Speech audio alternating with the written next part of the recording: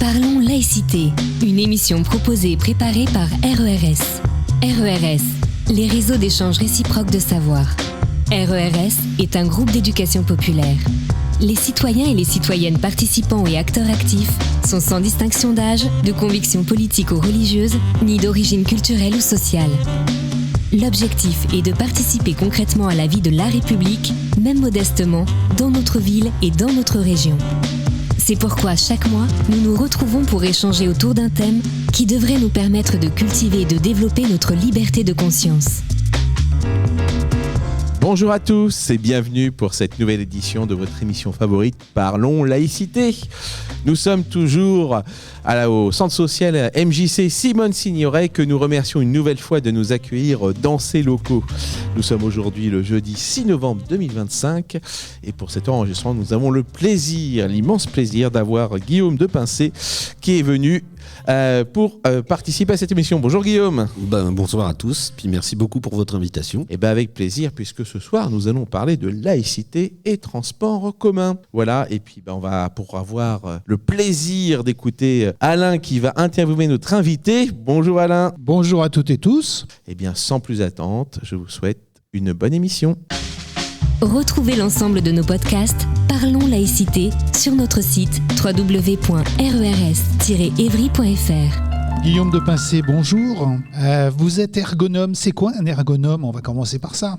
C'est une bonne question, parce qu'effectivement, il y a souvent une vision profane de ce que je peux faire comme métier, puisqu'on entend beaucoup, peut-être que certains d'entre vous ont déjà entendu le terme ergonomie. On parle de beaucoup de choses étant ergonomiques, on va parler de chaises ergonomiques, de brosses à dents ergonomiques. Alors c'est pas vrai du tout, ça c'est les commerciaux qui se sont accaparés le terme. En fait, mon travail c'est de chercher à analyser le rapport entre l'homme et le travail, et de chercher à optimiser les conditions de travail pour l'homme en fonction de toutes ses dominantes, donc que ça soit en fonction de la dimension physique, de la dimension psychologique et de la dimension aussi sociale, dont on reparlera certainement à travers différents exemples. Et je suis ergonome dans une grosse entreprise de transport que tout le monde connaît certainement, qui s'appelle la RATP, depuis maintenant à peu près 20 ans. Oui, le temps passe vite. Parcours. Racontez-nous un peu votre parcours. École de commerce d'abord, et puis je m'y suis pas plu du tout parce que les valeurs qu'il portait étaient complètement antinomiques avec les valeurs que je portais moi-même. Et puis à l'occasion d'un stage, j'ai assisté malheureusement à un grave accident. J'ai vu un homme se faire arracher un bras par une machine de production. Et je me suis rendu compte qu'on savait pas parler du travail. On parlait pas de l'homme au travail, on en parlait à travers les émotions, on en parlait beaucoup à travers la façon dont on pensait le travail sans jamais s'intéresser réellement aux travailleurs. Et de ce fait-là, j'ai rejoint un master d'ergonomie à Paris. Puis la suite étant, c'est qu'à la fin de mes études, j'ai eu l'opportunité de faire un stage dans un centre bus de la RATP. Et depuis, je suis donc ergonome depuis 20 ans à la RATP. Donc je m'occupe de différentes problématiques de santé, notamment, donc par exemple les troubles musculo-squelettiques, et aussi de façon de plus en plus prégnante des problématiques qu'on appelle les risques psychosociaux au cœur du travail. Comment vous avez lié votre activité à la laïcité ? Ça c'est une bonne question. Comment j'en suis arrivé à questionner la laïcité ? Il y a à peu près 2-3 ans de ça, j'ai vu les conditions de travail tellement évoluer que j'ai vu des situations conflictuelles de plus en plus prégnantes. C'est-à-dire que moi, en tant qu'ergonome, quand j'arrive dans les situations de travail, je discute avec les gens de ce qu'ils font. Et petit à petit, je me suis rendu compte qu'on n'arrivait même plus à discuter du travail parce que les gens étaient tellement arrivés dans des situations de conflit. Donc j'ai décidé de reprendre mes études et de me former pour devenir médiateur. Donc je suis médiateur aujourd'hui en justice. Et à l'occasion de mes études, je devais faire un mémoire sur des situations de conflit et au sein de la RATP, j'entendais de plus en plus fréquemment parler de situations de tension, de situations de conflit qui tiraient racine dans des questions de ce qu'on appelle les faits religieux. Donc c'est la mise en avant de leur religion par certains agents et des situations de conflit très importantes. Je me suis rendu compte que y a certes des situations très concrètes, mais il y a aussi des situations, encore une fois, où il faut raison garder. J'ai toujours en mémoire cette situation qui a été évoquée, parce qu'aujourd'hui, grâce aux médias sociaux, les informations vont très vite.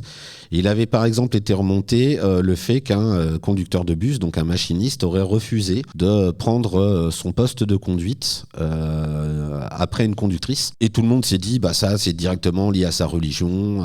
Et en fait, déjà il faut savoir que ça a été remonté par un torchon d'extrême droite qui s'appelle Riposte laïque. Alors, excusez-moi pour le terme, mais je vois pas autre qualificatif pour ce qu'ils appellent un journal. Et il s'avère qu'en fait, quand on regarde dans la réalité du travail de ce qui se passe, c'est que ce machiniste n'a pas refusé du fait que c'était une femme qui conduisait. C'est simplement que les machinistes ont des fois très peu de temps pour manger, du fait de leurs horaires, ils ont des horaires de travail quand même relativement atypiques. Et il s'est avéré que la conductrice juste avant lui avait mangé à son poste de conduite et avait laissé le poste de conduite vraiment très très sale. Elle avait rien lavé, donc elle avait mangé un kebab, donc il y avait des morceaux de salade et tout partout. Et il a dit, non, ça se fait pas. Et voilà comment ça a été récupéré, instrumentalisé. Toujours est-il que, mais on y reviendra très certainement, c'est qu'il y a quand même, malheureusement, un certain nombre de faits caractéristiques de situations de faits religieux au sein de cette entreprise. Et quand disent les usagers, est-ce qu'ils sont preneurs de situations ? Est-ce qu'ils sont créateurs de situations conflictuelles ? Alors, faudrait pas tout mélanger. Il peut y avoir des situations conflictuelles avec les usagers. Est-ce qu'elles prennent racine sur les questions de faits religieux ? Je ne pense pas. On a eu 2-3 exemples quand même qui ont encore une fois monté en épingle, parce qu'encore une fois par les médias sociaux, mais ça reste pour moi un épiphénomène et on le sait très bien au sein de l'entreprise. Il y avait un exemple, c'était une on appelle ça, une évangéliste qui avait fait du prosélytisme dans un métro. Ça avait posé un souci, mais en fait c'est pas tant la question du prosélytisme, c'est la RATP, elle est là pour assurer la sécurité, mais aussi la tranquillité des usagers. Donc de ce principe-là, elle n'avait pas à faire de prosélytisme au sein des wagons. Après, de là à dire que ça crée des situations conflictuelles entre nos usagers et les agents, je pense pas. Par contre, je pense qu'il peut y avoir à un certain moment donné des incompréhensions interculturelles. À titre d'exemple, dans certaines situations de contrôle, les agents, alors que c'est une femme qui va être en tort, ils se doivent de s'adresser prioritairement au mari, mais ça c'est parce qu'on a un brassage. Le métro, c'est un espace culturel et social extraordinaire, et vous avez des gens qui viennent du monde entier, et on sait très bien qu'il y a plein de pays où ils apprennent pas la laïcité, qui mettent pas la laïcité en application comme chez nous, et de toute façon un usager il n'a pas à respecter les principes de laïcité. Un usager a tout à fait le droit de porter des signes religieux quels qu'ils soient, à partir du moment, encore une fois, où il ne vient pas embêter les autres usagers. Alors, la laïcité, le problème laïcité, on va l'appeler comme ça, le problème laïcité au sein de la RATP, c'est quelque chose qui s'amplifie ? Alors, on l'a vu beaucoup progresser, mais c'est même au niveau national. Il y a un très bon rapport de l'Institut Montaigne qui s'appelle le baromètre du fait religieux en entreprise, qui montre qu'en 2024, c'est quand même 71% des entreprises qui ont été confrontées à ce type de problématiques, dont 15 à 20% d'entre elles arrivent à déboucher sur des situations conflictuelles. Donc c'est quand même loin d'être neutre. J'ai l'impression quand même que depuis quelques temps, c'est une question moins en moins prégnante, mais parce que la RATP elle a aussi mis en place tout un tas d'outils. Prenez l'ascenseur de la RATP, vous avez des affiches sur la laïcité, il y a eu la mise en place d'une formation en interne sur justement les questions de laïcité, et puis il y a eu surtout la nomination d'un responsable du comité d'éthique, sur lequel, dès lors que les managers peuvent avoir des difficultés, ils peuvent s'adresser pour régler les éventuelles problématiques, même si, faut à mon avis quand même rester très vigilant sur ce qui est en train de se passer. Mais on ne peut pas se dire que ça ne va pas revenir, d'autant plus que ce que j'ai pu comprendre du phénomène, c'est que c'est directement corrélé à l'évolution des conditions de travail, et aussi par évolution liée aux évolutions qu'on connaît à l'heure actuelle dans la société. Puisque en sociologie, on appelle ça la contagion sociale, c'est que ce qui se passe aujourd'hui au sein de la société rejaillit nécessairement dans les entreprises. Vous avez parlé d'un baromètre du fait religieux en entreprise. Est-ce que vous avez les références où on peut le joindre où ? Alors vous regardez sur Internet l'Institut Montaigne, vous tapez baromètre du fait religieux au travail, et donc c'est un rapport annuel qui reprend tous les ans les mêmes questions et ce qui permet d'évaluer justement l'évolution de la problématique au sein de des structures. Ce fait religieux, il a une importance relative de quoi ? 80% des incidents ? Alors, pour le mettre en perspective par rapport aux autres incidents, je ne saurais dire. Toujours est-il qu'encore une fois, comme je vous disais, c'est 71. Le baromètre explique que c'est 71% des entreprises qui ont été confrontées. Aujourd'hui, les entreprises elles sont confrontées à tellement d'autres problématiques. Je pense pas que ce soit leur problématique première. Mais toujours est-il qu'effectivement, dès lors que surgissent ce type de problématiques, il y a quand même quelques conséquences qui sont loin d'être neutres, puisque ça peut aller de problématiques de désorganisation du travail, ça peut être l'image de marque de l'entreprise, et c'est surtout après comment vivent les personnes au sein des structures dès lors qu'émerge ce type de problématique. Clairement, ça va impacter les collectifs de travail, et puis c'est pas sans générer une certaine forme de souffrance, parce que derrière, il y a tout ce qui est problème éventuellement de discrimination, et tout ce qu'on peut malheureusement voir, et qu'encore une fois, qu'on va retrouver au même niveau de la société. La RATP est en contact direct avec le public. Il y a peut-être des événements qui sont impactants sur ce public. Alors, encore une fois, il faut regarder ce qui se passe au titre de la société. Fatalement, les grands événements, malheureusement, on a tous connu, notamment les attentats du Bataclan, des choses comme ça, sans créer des formes de tension et instaurer une forme de peur de l'autre, mais ça, encore une fois, c'est bien dommage. Mais ça, c'est partout, on le retrouve partout. Moi, j'ai toujours cet exemple, justement au sein de la RATP, c'est quand ils ont commencé au sein de l'entreprise à se questionner sur la problématique du fait religieux. Je me souviendrai toujours de ce que m'avait expliqué à l'époque la responsable du conseil d'éthique. Elle dit, j'ai mis en place des groupes de travail pour aborder cette thématique, qui ont essayé de comprendre quelles étaient les difficultés que pouvaient rencontrer les managers sur le terrain, quelles étaient les problématiques qui remontaient, les exemples de faits religieux qu'on pouvait avoir au sein de la structure. Et elle me dit, on a commencé le groupe de travail et il y a un responsable, ce qu'on appelle un REL, un responsable d'équipe de ligne, qui est arrivé un peu tardivement. Et il est arrivé et ce monsieur était musulman. Et elle m'a dit, mais vous n'imaginez pas la tête de ses collègues, c'est comme si j'avais fait rentrer le dernier des terroristes. C'est affligeant d'entendre des conneries. Je suis désolé de dire ça. C'est affligeant d'entendre des conneries pareilles. Mais on ne peut pas ne pas se dire que, à travers la société dans laquelle on vit aujourd'hui, c'est que la peur, c'est un argument de vente. Parlons laïcité. Guillaume, vous parlez du fait religieux. Mais c'est quoi un fait religieux ? Donnez-moi des exemples. Au titre de la définition, finalement, comme tous les grands paradoxes, c'est qu'il n'y a pas de définition qui fasse aujourd'hui réellement consensus. D'autant plus que ceux qui cherchent à définir sont souvent des universitaires, et vu qu'on a beaucoup de mal à les mettre d'accord les uns avec les autres, mais toujours est-il qu'il y a quand même un certain nombre de déterminants communs. C'est un auteur qui s'appelle Willem qui nous a donné à penser le fait religieux.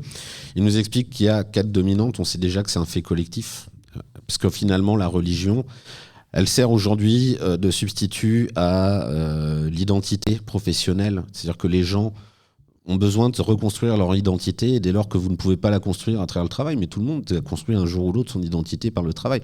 On était tous fiers de dire, moi tiens, je suis boulanger, Et puis aujourd'hui, les conditions de travail, elles ont amené à faire disparaître cette identité, donc les gens se reconstruisent à travers d'autres vecteurs, et notamment le vecteur religieux. Donc ça crée du collectif, ça crée du sens pour eux. C'est aussi un fait matériel, comment ça va se jouer au sein de l'entreprise. Donc ça va être des fois par des actions de prosélytisme. Alors concrètement, comment ça s'est mis en jeu au sein notamment de la RATP, ça a été beaucoup des refus d'hommes de serrer la main à des femmes, ça a été des prières sur le lieu de travail. Ça a été aussi au titre des tenues vestimentaires, mais encore là il faut raison garder. Moi j'ai toujours souvenir de cette directrice de centre-bus qui me dit il y a un agent un jour, un conducteur de bus qui est arrivé, qui avait le pantalon trop court, donc ça a été interprété par certains comme relevant d'un fait religieux, comme quoi il fallait avoir les pantalons au-dessus des chevilles. Et encore une fois, c'est pour ça qu'il faut toujours aussi mettre les choses en perspective, toujours raison garder et de savoir ce qui se joue réellement derrière.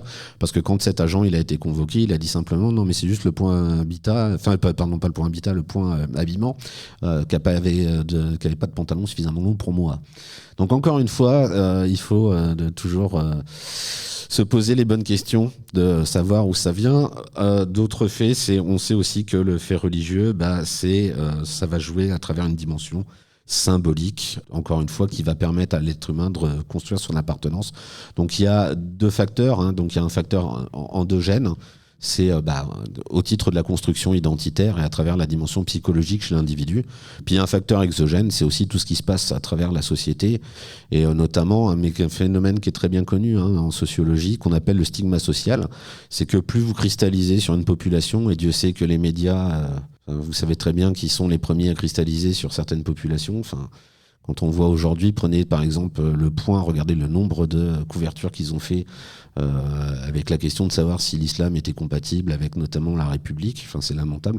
Comment voulez-vous qu'à un moment donné, les gens, en se sentant stigmatisés, n'en arrivent pas à épouser les codes dans lesquels on essaie de les retrancher. Donc il y a tous ces aspects-là, qu'il va falloir prendre en compte au titre de la définition. Mais encore une fois, donc ça se joue comment au sein de la structure ? C'est les exemples classiques. Refus de serrer la main, même si partout dans les entreprises, après, vous avez plein de différences, avec des revendications, par exemple, au titre des repas dans la cantine. Voilà. La réponse de l'entreprise entre hystérie et tabou, ça a évolué ces dernières années ? Je pense que ce qui a vraiment fait évoluer les choses, c'est cette formation à la laïcité, c'est de remettre en avant la question de la laïcité. Je pense que ça, c'est un gros problème en France. Et moi-même, le premier, quand j'ai décidé de m'atteler à cette question de qu'était le fait religieux et les situations de conflit qui pouvaient en résulter, je me suis posé quand même la question de la laïcité, parce que je me suis dit, mais la RATP, c'est un EPIC, c'est un établissement public à caractère industriel et commercial. Donc, elle a délégation de mission de service public, puisque les transports en commun, c'est bien une mission de service public. De facto, les agents se doivent d'être neutres et de respecter les principes de laïcité. Je me suis rendu compte que la laïcité, j'avais entendu parler quand j'étais jeune, et puis je me suis dit, peut-être qu'on me l'a un peu mal enseigné à l'école. Et je me suis dit qu'aujourd'hui, c'est vraiment le facteur numéro 1, c'est d'expliquer aux gens ce que c'est que la laïcité et de leur dire qu'elle est surtout pas là pour nous opposer, mais au contraire qu'elle est là pour nous offrir un espace de dialogue. Elle est là pour nous permettre d'aller vers l'autre. Elle nous garantit la chose pour moi la plus absolue, qui est la liberté de conscience. Donc réexpliquer ce qu'elle est, montrer comment elle est au service des valeurs de la République, pour moi c'est vraiment fondamental. Et ça, c'est vraiment quelque chose, je pense, qui a commencé à faire évoluer aussi les mentalités. On est un peu dans le paradoxe entre la réalité de la laïcité et son application sur le terrain. Totalement. Des paradoxes par rapport à cette problématique-là, il y en a tout plein. Alors, à titre d'exemple, moi, qu'est-ce que je trouve un peu paradoxal ? Ce que je trouve paradoxal, c'est qu'aujourd'hui, les évolutions de la société, elles nous ont tous conduits vers des formes d'individualisme, alors que les religions, elles le portent dans le terme, religare. Elle est là pour essayer de nous relier, et aujourd'hui, finalement, c'est de la religion à la carte. Donc, elle favorise les individualismes et le repli sur soi. Ce que je trouve paradoxal, c'est qu'aujourd'hui, c'est les entreprises qui doivent gérer le problème. Nos élus, notre Assemblée nationale, je sais pas trop ce qu'ils foutent en ce moment, mais toujours est-il que dès lors qu'il y a des problèmes, ils savent pas les régler. Donc aujourd'hui, on demande aux entreprises de régler le problème. C'est pour ça qu'on a vu émerger un ensemble de politiques. Par exemple, récemment, ce qui est très à la mode à l'heure actuelle dans les entreprises, c'est les politiques de RSE. Ça veut dire la responsabilité sociale des entreprises. Alors qu'on fasse des choses au titre de l'environnement, que les entreprises s'emparent de certains sujets comme ça, moi, je suis très content que les entreprises, elles évoluent sur certains sujets. De là, est-ce qu'elles doivent régler toutes les problématiques de la société ? Je pense que c'est pas nécessairement leur rôle, même si elles peuvent y contribuer dans une certaine mesure. Je pense que c'est à la société dans son ensemble d'évoluer. Puis, si on peut regarder aussi comme paradoxe, c'est que nos politiques, par exemple, ils ont voulu, à un moment donné, et je pense que ça partit d'un bon sentiment, c'est de mettre en évidence les logiques de diversité et de s'appuyer sur des politiques de diversité. L'inconvénient, c'est que par ricochet dans les entreprises, ça s'est joué comment ? Ça s'est joué sur, dans la mesure où aujourd'hui vous êtes sur des logiques de non-discrimination, de reconnaissance de plus en plus prégnante de la diversité, les salariés aujourd'hui sont en demande de reconnaissance, mais sur des aspects, notamment sur des aspects religieux. On vient avec sa propre identité. Mais ça se joue aussi, on en parlera peut-être tout à l'heure, sur... Au titre des outils, par exemple, le droit du travail a énormément évolué. On est passé d'un droit du travail qui était un droit qui réglait la relation entre une entreprise et un salarié, qui nécessitait donc, ça engageait une certaine logique de subordination. Aujourd'hui, le droit, il est plus finalement de l'homme dans le travail. Et donc, l'homme, il vient aussi avec toutes ses revendications. C'est pour ça que ça a des sujets malheureusement de plus en plus prégnants dans l'entreprise. Dans cette évolution, le contexte international joue ? Bien sûr, mais comme je vous disais tout à l'heure, de toute façon, ce qu'il faut fondamentalement regarder, c'est les évolutions sociétales. Les entreprises, c'est un microcosme qui est le reflet souvent, surtout quand vous prenez une entreprise comme la RATP qui a plus de 45 000 salariés, c'est une ville dans la ville, quand on est à la RATP, c'est ce qu'on aime bien dire, mais on ne peut pas faire l'impasse sur ce qui est en train de se passer sur le plan national. Mais si on regarde ne serait-ce qu'au travers un peu du prisme historique, ce qui s'est passé, on voit bien que avant qu'il y ait le choc pétrolier et ses graves conséquences, notamment en termes d'augmentation du chômage, qui a créé encore plus d'exclusion. À l'époque, les syndicats étaient très très très puissants. Il y avait une véritable lutte des classes.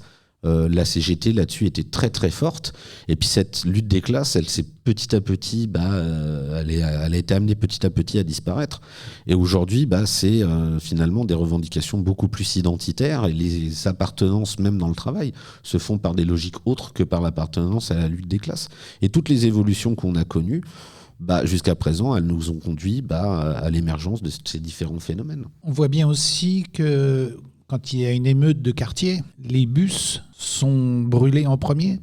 Un symbole ? Je sais pas, moi je veux pas prendre la parole pour ceux qui s'amusent à faire ça. Je pense que c'est bien dommageable parce que c'est les desservir avant toute chose, parce que les transports en commun, c'est tout un chacun qu'on a besoin dans son quotidien. Je pense qu'ils se rendent pas compte. On a tous été jeunes. J'aime beaucoup la chanson de Saez, c'est quand on est jeune et con. On a tendance à faire un peu des conneries. Je pense que casser le bien public, c'est un peu idiot. De là à comprendre tous les gestes qui les mènent là, moi j'ai pas suffisamment de recul, donc je voudrais pas m'avancer sur cet aspect-là. Moi, ce qui me fait peur, c'est qu'à force de faire ça, d'autant plus que l'Europe, elle nous amène de plus en plus à privatiser certains secteurs de l'économie, et notamment les secteurs des transports. Moi, j'ai peur que demain, quand certains quartiers populaires, si on se rend compte que les lignes de bus, parce que les bus sont régulièrement brûlés, parce que finalement, les entreprises vont se dire c'est pas du tout rentable ces quartiers-là, qu'on crée encore plus d'exclusion, parce que si demain l'entreprise elle se dit terminer les transports, ils nous rapportent rien ces gens-là, et quand on y va, c'est pour casser nos bus. Moi c'est ma grosse crainte, c'est que ça surajoute à ce type de problématique et que ça finisse par conduire à toujours un peu plus d'exclusion. L'attitude des syndicats, est-ce qu'elle a changé aussi par rapport à ça ? Est-ce qu'ils se sont emparés de la laïcité comme étant un outil de cohésion, d'apaisement des conflits ? Alors ça, c'est une bonne question. Ça dépend toujours à quel niveau on se place. Si on regarde sur les approches qu'ont les syndicats sur leur politique nationale, effectivement, ils vont chercher à mettre en avant tout ce qui est politique de non-discrimination, c'est justement s'appuyer sur les questions de diversité. Ils sont un peu frileux, je pense, à aller sur les questions vraiment concrètes du fait religieux et de questionner la laïcité. Moi, j'aurais tendance à dire qu'ils soient quand même précautionneux par rapport à cet aspect-là, parce que on le voit bien notamment, à titre d'exemple, encore une fois, à la RATP, ce qui s'est passé, c'est qu'il y a un syndicat, quand je vous dis qu'à un moment donné, on ne se construit plus à travers la lutte des classes et à travers la question même du travail, mais qu'on en arrive à se regrouper les uns les autres à travers notamment notre appartenance religieuse ou nos croyances, quelles qu'elles soient par ailleurs. On avait l'exemple d'un syndicat, c'est Force ouvrière, qui était taxé, on l'a appelé quand même Force orientale à l'époque. Donc on voit bien tout le risque. Je pense qu'encore une fois, entre les initiatives et ce qui est en train de se passer sur le local et comment on s'en empare le national, c'est au même titre que ce que je disais par la société, c'est qu'aujourd'hui, entre ce qui se passe dans un microcosme lié à l'entreprise et ce qui se passe sur le plan national, il y a quand même un gap. Moi, j'aimerais bien que les grosses structures syndicales, sur le plan national, fassent leur mieux pour faire vivre, encore une fois, le principe de la laïcité. Et les individus, alors ceux qui ne sont pas syndiqués, comment réagissent-ils ? Ça dépend. Est-ce qu'on a des chiffres ? Est-ce qu'on a... Alors, je vous disais tout à l'heure, on a juste les chiffres au titre du nombre de faits religieux. Ce que moi, je peux vous dire, c'est qu'il y a certains moments où ça n'est pas sans générer pas mal de conflits. C'est quand vous avez des agents qui commencent à s'opposer justement par rapport à ce type de questions. Alors, je n'aurai pas d'exemple nécessairement tiré de la RATP, mais j'ai quand même, parce que finalement j'ai écrit un livre sur le fait religieux, j'en suis arrivé à questionner dans d'autres entreprises, et il y a des entreprises où effectivement c'est générateur des fois de situations de conflits très graves entre des salariés. J'ai toujours, par exemple, dans cette EHPAD, 2 salariés qui en sont arrivés à se mettre sur la tronche, désolé de la terminologie que j'utilise, mais qui se sont tapés dessus parce que, soi-disant, que l'une des personnes était venue à faire cuire du porc dans le micro-ondes et qu'elle n'avait pas nettoyé. Mais encore une fois, ce qu'il faut déconstruire, c'est que pour moi, le fait religieux, il est aussi malheureusement, et la question de la religion est quand même très très instrumentalisée. Et même dans les conflits, c'est si je veux à un moment donné mettre fin à un conflit, je vais sortir l'argument du religieux parce que ça fait éminemment peur, parce qu'on sait que derrière, c'est un éventuel sujet de discrimination. Et moi, ça me permet de me protéger. Si vous voulez mettre fin à un conflit, vous sortez de l'argument religieux. Du coup, là, les gens, ils arrêtent de parler les uns avec les autres. Quand on va déconstruire ce type de situation, on se rend compte dans 99,9% des cas que la religion, elle a juste servi de prétexte, en fait. Et que derrière, il faut aller questionner les conditions de travail. Mais comme ça, des exemples, j'en ai plein à ma musette. J'ai un exemple quand même, celui que j'allais trouvé le plus hallucinant. Et, ça questionne aussi, encore une fois, l'évolution des conditions de travail et de la souffrance au travail. C'est dans une entreprise de nettoyage industriel où j'ai été appelé en tant que médiateur sur un grave conflit, où vous avez des salariés qui refusent de travailler et qui disent de leur patron, bah ouais, mais en fait, t'es un gros raciste. Donc forcément, lui, il prend mal, il dit mais non, moi j'ai jamais fait de discrimination quand j'embauchais. Et quand on demande aux agents, ils nous disent ouais, mais nous, les boulots les plus compliqués, c'est toujours à nous qu'ils les donnent. Et puis quand on va questionner le chef, il dit oui, mais c'est normal que je leur donne. Alors on se dit non, bon, c'est pas très sympa pour eux quand même. Il fait non, mais regardez, moi, ces gars-là, ils sont toujours à l'heure, ils font un travail de super qualité, ils me font 80% de mon chiffre d'affaires. Pourquoi voulez-vous que je leur dis juste parce qu'en fait, et ça rejoint les questions de conditions de travail, c'est la reconnaissance au travail. Je leur dis, mais vous leur avez dit? Là, il a été surpris, il me fait, non, mais ils doivent le savoir. Non, mais vous leur avez dit concrètement? Non, en fait. Il a juste suffi qu'ils leur disent, du coup, la médiation n'a pas duré bien longtemps. Et pour l'anecdote, quand même, ils ont joué le jeu, c'est qu'ils ont négocié une augmentation de salaire derrière. Je trouve que c'était de bonne guerre, mais c'était un bel exemple, encore une fois, de mise en avant d'une problématique d'instrumentalisation de la question du religieux au sein des entreprises, comme mécanisme de défense ou comme mécanisme de combat. Là, on est dans un cas de management un peu dysfonctionnant, ce qui est le cas dans pas mal d'entreprises. On a un vrai problème en France autour du management. Mais qu'a mis la RATP en place comme outil pour pouvoir gérer tout ça? Alors, il y a les outils concrets. Alors, les outils concrets, c'est clairement, donc déjà tous les acteurs ont été formés, tous les agents, quels qu'ils soient, donc 45 000 personnes à former. Même si la formation est malheureusement, des fois ça passe par des vidéos. Donc moi j'appelle pas ça de la formation, j'appelle ça de la sensibilisation. J'aurais préféré que tout le monde fasse cette formation extraordinaire qui est la formation valeurs de la République et laïcité. Parce que pour moi, elle va beaucoup plus loin, mais toujours est-il que c'est déjà un premier outil. Le deuxième outil, c'est les directions qui en discutent régulièrement avec les managers et de leur dire, surtout en cas de problème, vous n'hésitez pas, vous venez vers nous, on convoquera l'agent, on en discutera. Encore une fois, pour moi, toutes les choses, elles doivent se régler par le dialogue. Il y a un proverbe africain que je trouve extraordinaire, qui me guide beaucoup dans ma médiation, qui dit il n'y a pas deux personnes qui se détestent, il y a juste deux personnes qui n'ont pas jamais discuté ensemble. Et donc je pense que c'est magnifique, il faut aller vers la question du dialogue.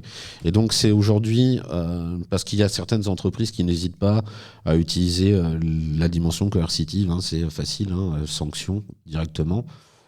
La sanction, c'est ce que ça donne. C'est finalement, si vous voulez remettre encore plus d'huile sur le feu, vous faites ça.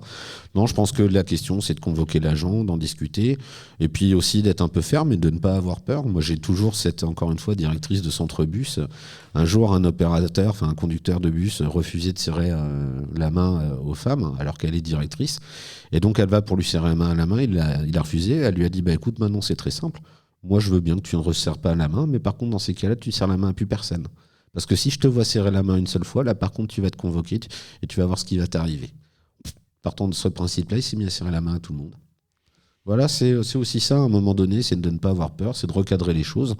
Et puis encore une fois, c'est aussi, avant toute chose, c'est mettre en application le grand principe qu'est la laïcité et de s'abriter. Elle est là pour nous protéger avant tout. Donc c'est de rappeler ce qu'elle porte comme dans son essence, c'est de rappeler qu'elle est là pour nous tous. Et c'est pour ça que, encore une fois, il faut la faire vivre au sein de toutes les entreprises. Un exemple qui m'avait beaucoup marqué, et encore une fois, si vous voulez bien, je vais quand même vous expliquer ce qui se passe quand même, parce que je parle depuis tout à l'heure des conditions de travail, c'est le cœur de mon métier, mais qu'est-ce qui fait qu'on en est arrivé là quand même? Si vous voulez et mettre un peu plus en perspective les différents exemples. Je vous parlais tout à l'heure de l'évolution de la société, et c'est quand même très loin d'être anodin de se dire qu'est-ce qui s'est passé au final. Des suites du choc pétrolier, donc il y a eu une augmentation du chômage de masse. Ça a été la première des résultantes. Et partant de là, il y a eu des États qui ont eu la volonté de faire de l'interventionnisme. Sauf qu'on s'est rendu compte que l'interventionnisme, ça n'avait pas nécessairement bien fonctionné. Et de là est apparu ce qu'on a appelé les politiques dites néolibérales, donc avec des personnes très connues, notamment Margaret Thatcher, qui a quand même fait lever les fusils contre les mineurs dans son pays. Donc le bon néolibéralisme, c'est sympa jusqu'à ce qu'on sorte les fusils. Et ce qu'il faut regarder et mettre en perspective, c'est comment derrière ça a impacté les conditions de travail dans le quotidien. Alors ce qu'on a vu beaucoup apparaître, c'est des logiques de gestionnaires. C'est-à-dire qu'aujourd'hui dans les entreprises, ceux qui dirigent, c'est les tableaux Excel. Voilà, c'est les indicateurs de production.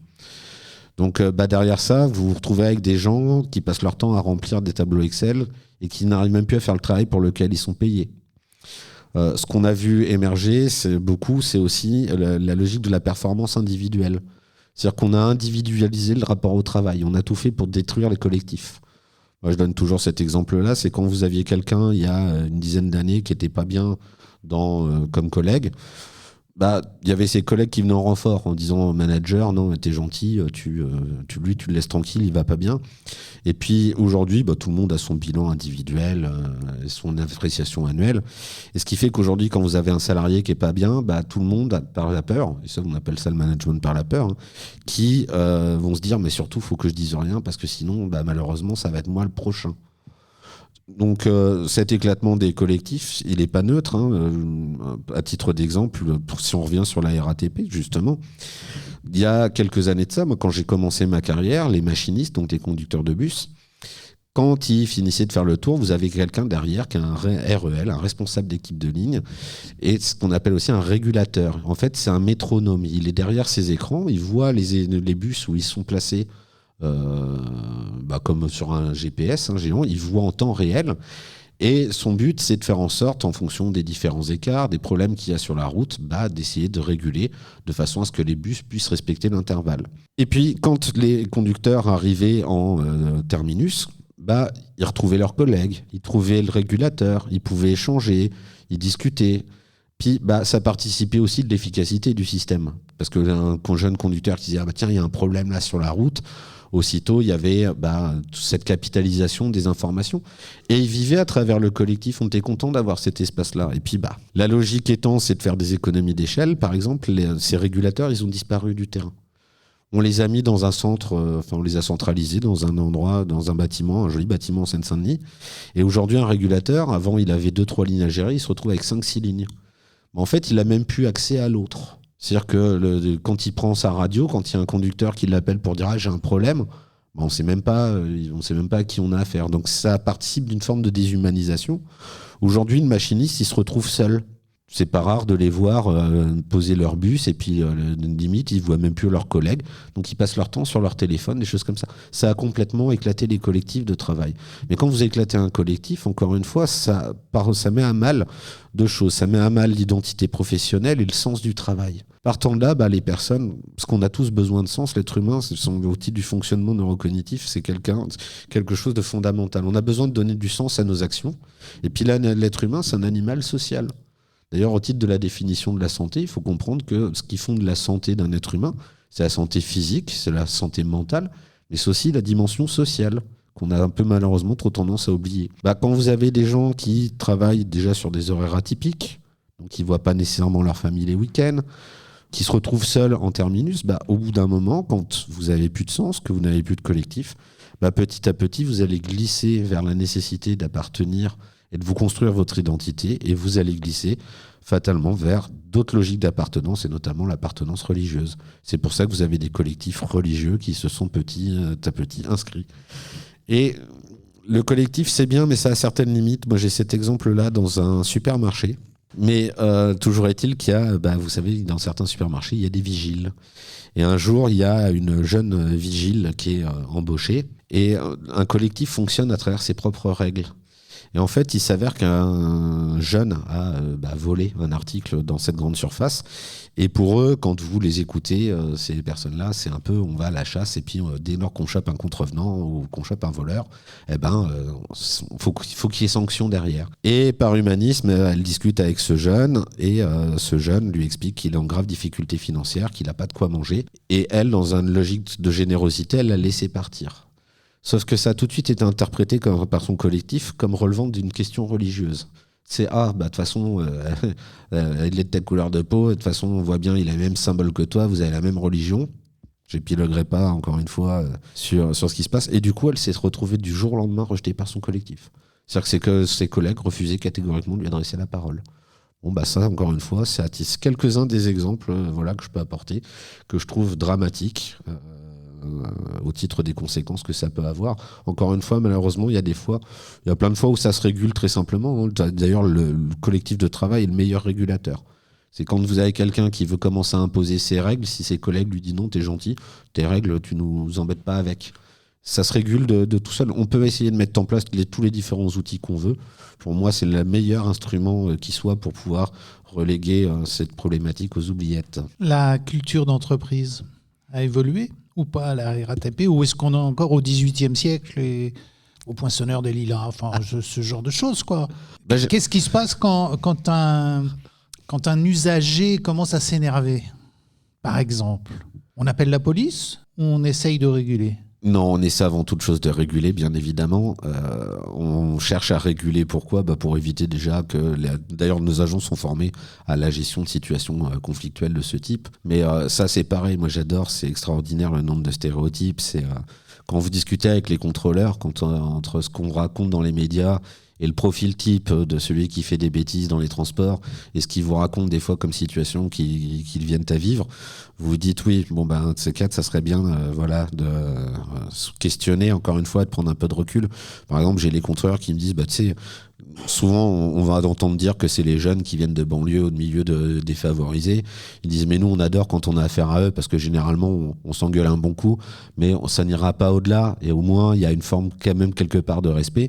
Ils disent par contre viens dans le 16e arrondissement avec un mec qui est habillé en costard cravate et va lui dire qu'il n'a pas payé son titre de transport et il va nous regarder comme le dernier des abrutis parce que il se sent supérieur et des situations conflictuelles et tensionnelles sont beaucoup plus importantes avec ce type de personnes. Encore une fois, je vous laisse imaginer que les médias n'ont pas ce genre de discours. Vous avez des exemples aussi de prosélytisme dans les transports ? Hormis l'exemple que je vous donnais tout à l'heure, mais qui a été encore une fois un épiphénomène, donc cette fameuse évangéliste qui a commencé à faire de la pub. J'ai pas eu trop de cas comme ça. On les voit souvent, mais ils attendent en dehors des stations. C'est pas rare de voir. Alors je sais pas si je peux les citer, mais notamment vous avez les témoins de Jéhovah qui sont régulièrement à la sortie des stations. Vous avez la scientologie aussi qui est beaucoup à attendre dehors des stations, à distribuer leurs tracts. Généralement, au sein même du métro, non, vous n'avez pas ce type de problématique. D'autant qu'en plus, de toute façon, il y a les contrôleurs, il y a les agents de sécurité, il y a les caméras. Et puis, ce qui est bien, notamment dans le cas de la personne évangéliste là, qui avait voulu faire du prosélytisme, c'est des usagers qui ont dit « t'es gentil, mais tu te tais, quoi. Enfin, tu nous fais pas chier avec ça. » Puis, elle avait cherché encore plus à lui convaincre que oui, mais c'est l'amour. Oui, mais ton amour, tu le gardes pour toi et tu me laisses bouquiner tranquille. Moi, j'en reviens quand même à l'attitude des usagers. Dans les quartiers des villes, les quartiers prioritaires de la ville, nous avons des remontes systématiquement des incidents, des gens énervés, des gens fatigués parce que le bus n'est pas à l'heure, parce que il n'a pas voulu s'arrêter, il y avait une personne handicapée, etc. Est-ce que l'usager a des droits dans cette histoire ? Ah bien sûr, et ça c'est fondamental au titre de la discrimination. Et si un jour il vous arrive de vivre ce type de situation, alors si c'est avec un bus, il faut regarder à l'avant du bus, il y a un numéro, ça s'appelle la coquille. Il ne faut pas hésiter à le noter, vous écrivez directement, vous appelez le centre bus, vous trouverez les coordonnées sur Internet.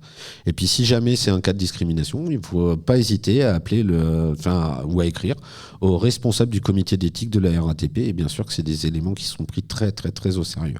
Après, qu'il y ait d'énervement dans les transports en commun, je suis le premier, comme tout un chacun, je suis humain. Alors je gueule plus sur la SNCF. Je suis de la RATP, donc je préfère dire que ça vient de la SNCF. Non, sans vouloir en plaisanter. Il y a des problèmes malheureusement partout. Aujourd'hui, des bus, oui, mais c'est aussi une question de moyens. Et ça, encore une fois, c'est la question de la société. Parce que est-ce qu'on a vraiment envie d'investir autant que ça dans les transports ? Je sais pas, mais comme je vous disais tout à l'heure, c'est à un moment donné, ce qui serait dommageable, c'est que certains quartiers soient lésés. Et pour ça, moi, ce qui me fait vraiment peur, par contre, c'est la question demain de la privatisation des transports en commun. Pour vous, les conséquences, ça serait quoi ? Pour moi, la conséquence directe, ça va être très simple. C'est Et on le voit bien au sein de la RATP, il y a des centres-bus aujourd'hui. La RATP a été ouverte à la concurrence. Donc les centres-bus, c'est tout juste en train d'arriver, sont en train de basculer. C'est-à-dire que vous avez des opérateurs privés qui viennent. Donc même s'il va y avoir à un moment donné le respect des règles au titre d'une délégataire de mission de service public à nouveau, c'est des gens qui viennent avec une logique purement financière.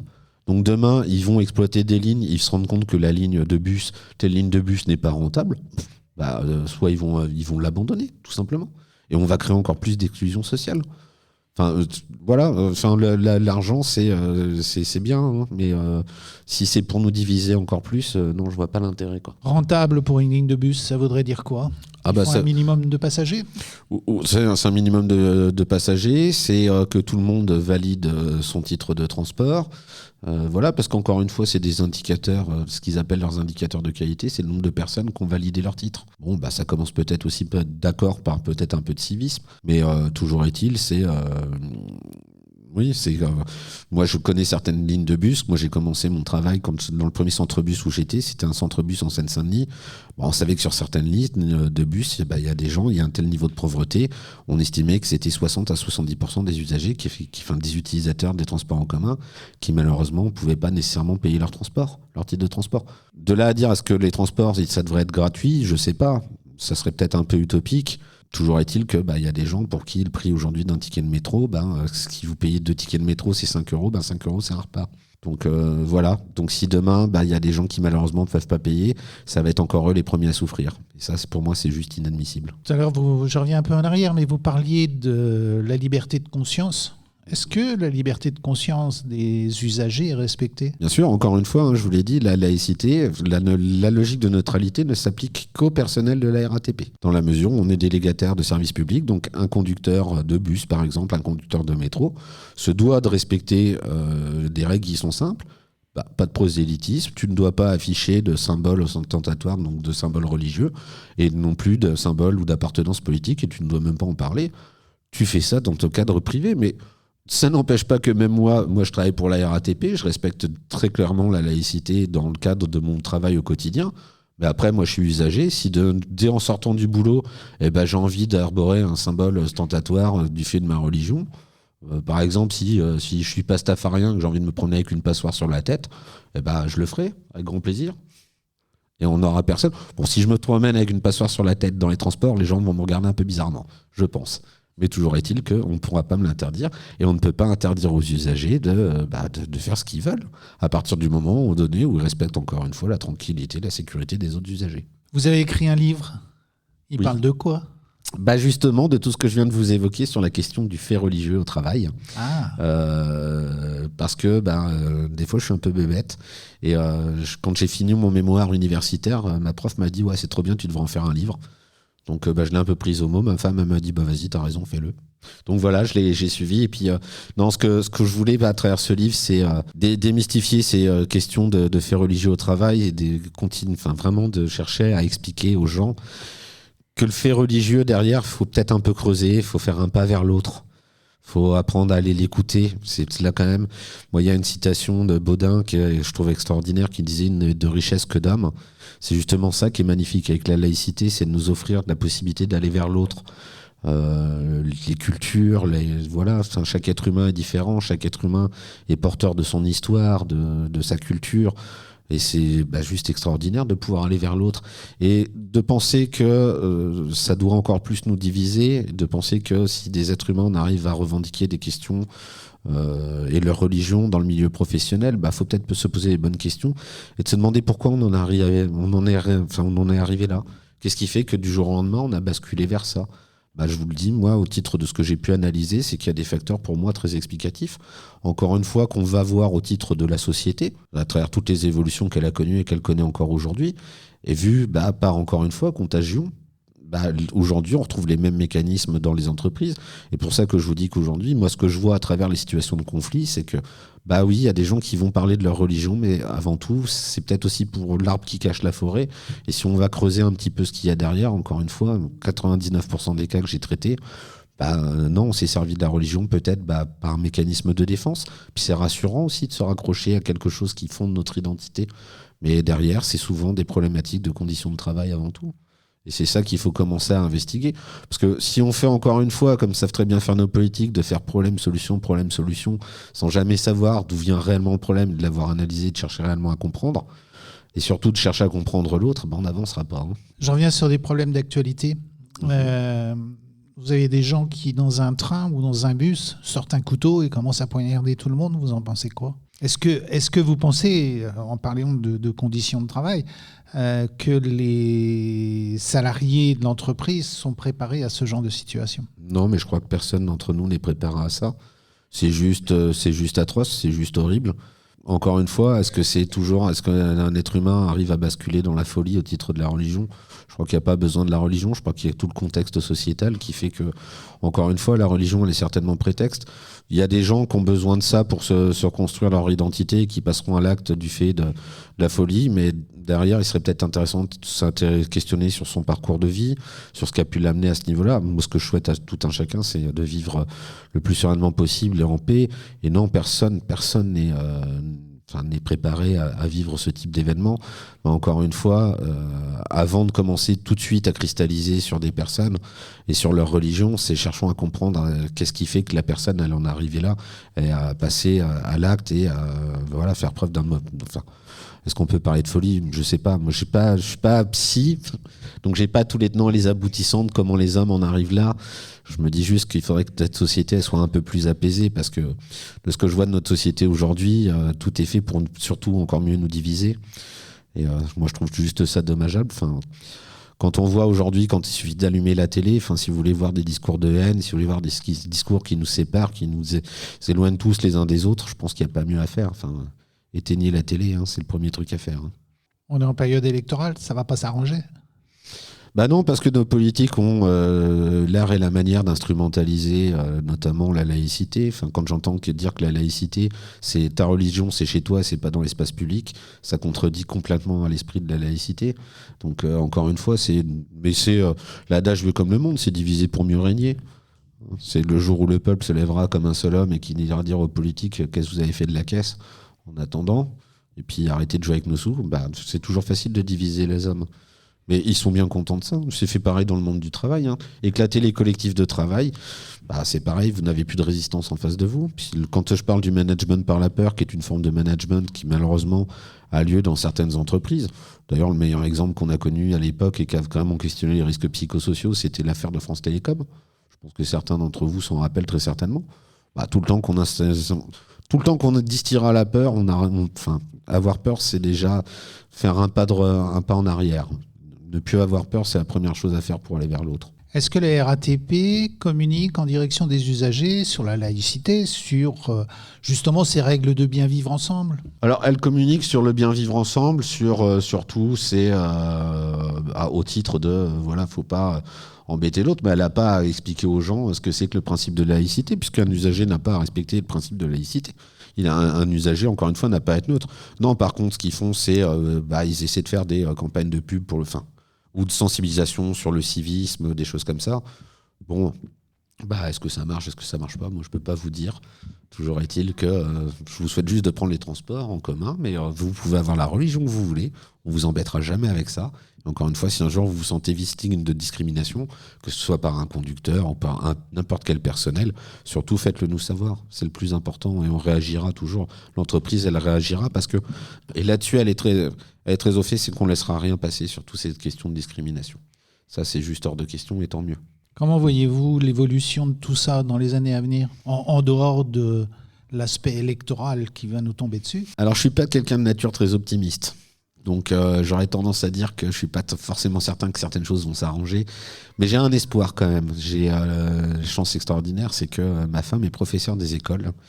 Et elle a mis un très beau poster sur la laïcité d'un bon dessinateur que vous connaissez certainement, qui s'appelle Jean Cry. Et elle l'évoquait la dernière fois avec les enfants. Elle dit, c'est quoi la laïcité ? Et les enfants sont tous retournés en chœur en montrant l'affiche en disant, c'est ça madame, c'est ça la laïcité. C'est la religion, c'est perso. Et j'ai trouvé ça magnifique parce que si on veut changer le monde, c'est en changeant les enfants. C'est eux l'avenir de notre planète.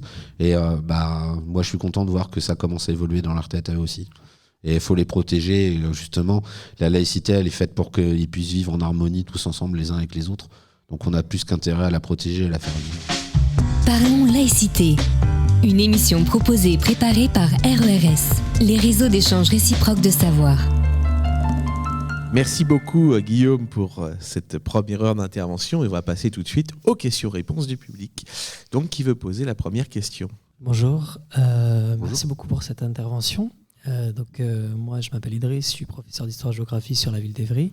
Je suis venu avec mes élèves dans le cadre du développement durable parce que cette année la thématique centrale proposée par le conseil départemental c'est les transports en commun, la mobilité.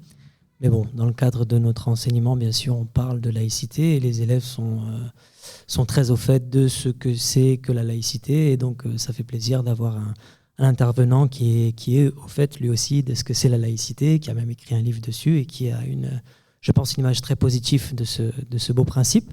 Donc, merci beaucoup pour votre franc-parler, vos connaissances et puis...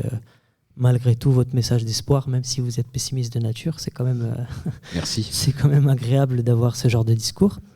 Alors moi, je voulais rebondir sur l'historique que vous avez fait par rapport au choc pétrolier, par rapport aux politiques néolibérales mises en place à partir de 73, etc., avec Thatcher, et comment ça a été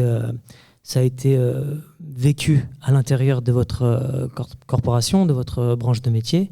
Et je me demandais si justement, par rapport à l'individualisme que vous décriviez par rapport aux professions, est-ce qu'il y a eu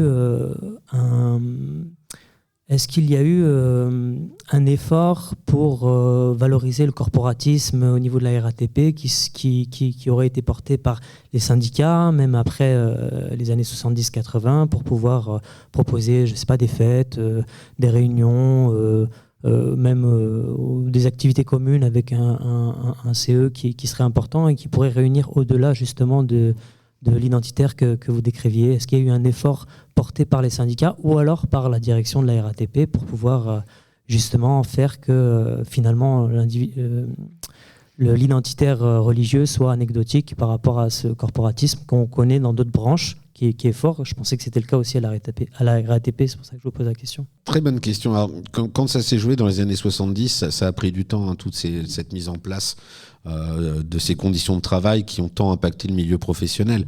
Par exemple, la question des risques psychosociaux qui ont émergé de suite à ça, elle est quand même assez récente parce qu'elle est vraiment apparue dans les années 90 et on a commencé vraiment surtout à en parler, encore une fois, des suites de l'affaire France Télécom. Mais le constat est là, c'est qu'aujourd'hui, il y a plein d'entreprises, on a déstructuré les collectifs de travail, il y a énormément de situations de souffrance au travail, on parle beaucoup de souffrance au travail. On a aussi, on en parlait tout à l'heure, c'est l'application de ce qu'on appelle la novlangue d'Orwell, 1984, on parle plus de cadre, on parle de manager, tout ça, ça a brouillé les lignes. Est-ce que les entreprises, comment elles ont réagi ? Donc elles ont réagi simplement, comme je disais, sur les questions de laïcité, en mettant en place des formations, tout un tas d'outils. Qu'est-ce qui peut faire qu'on pourrait reconstruire le collectif en agissant sur les conditions de travail ? On parlait tout à l'heure de la RSE, donc la responsabilité sociale des entreprises. Il y a de plus en plus d'entreprises qui s'investissent aussi sur la question de la qualité de vie au travail. C'est justement comment on offre des espaces pour que les gens puissent se retrouver. Mais en fait, c'est pas tant les syndicats, de ce que j'en ai vu, qu'ont été force de changement. En fait, moi, ce que je vois, c'est que ça vient des hommes en eux-mêmes et surtout via les structures associatives.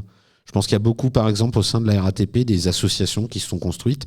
Et c'est ça aussi qui a permis, à un moment donné, de sortir de ces situations clivantes et puis de reconstruire, par ailleurs, un ensemble qui fait collectif et qui fait sens, en fait, pour les personnes.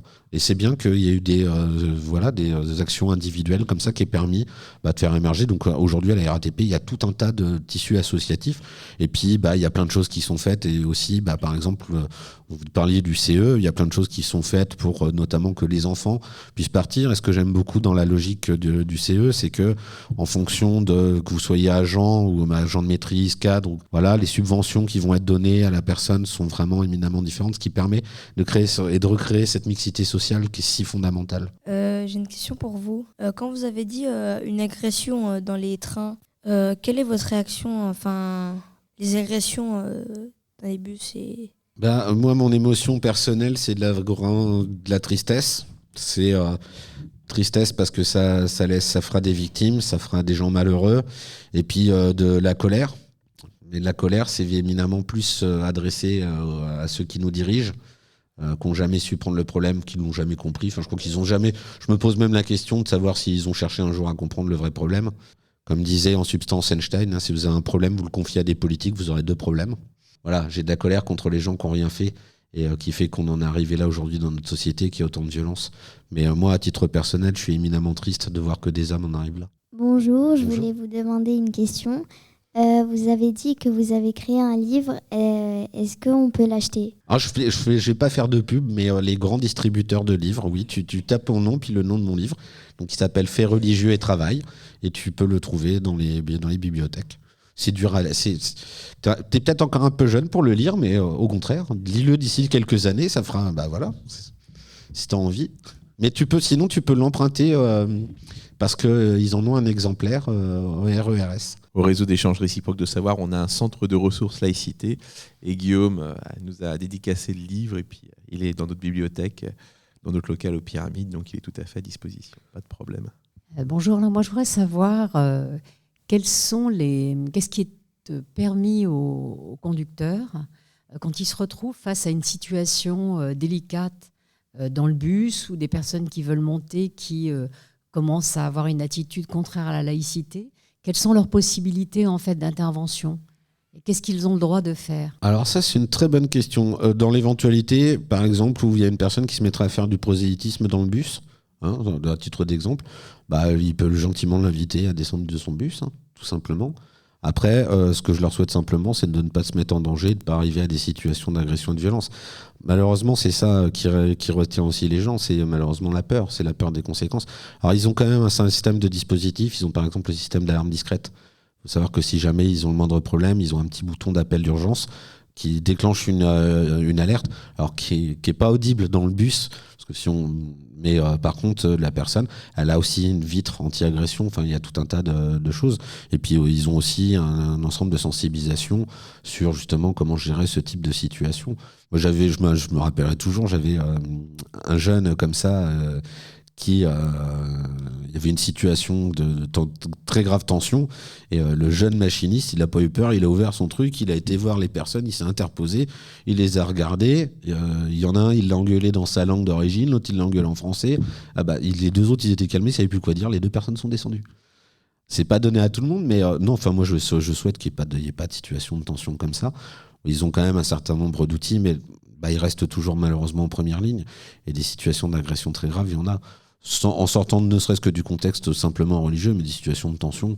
Enfin, vous savez, je ne sais pas si vous avez déjà conduit à Paris, mais les gens sont très énervés au volant. Enfin, c'est juste simplement l'horreur. Et malheureusement, des machinistes, des pauvres conducteurs qui se font taper dessus régulièrement, il y en a statistiquement beaucoup plus même que je pense que les gens puissent l'imaginer, parce que les incivilités, elles sont malheureusement partout.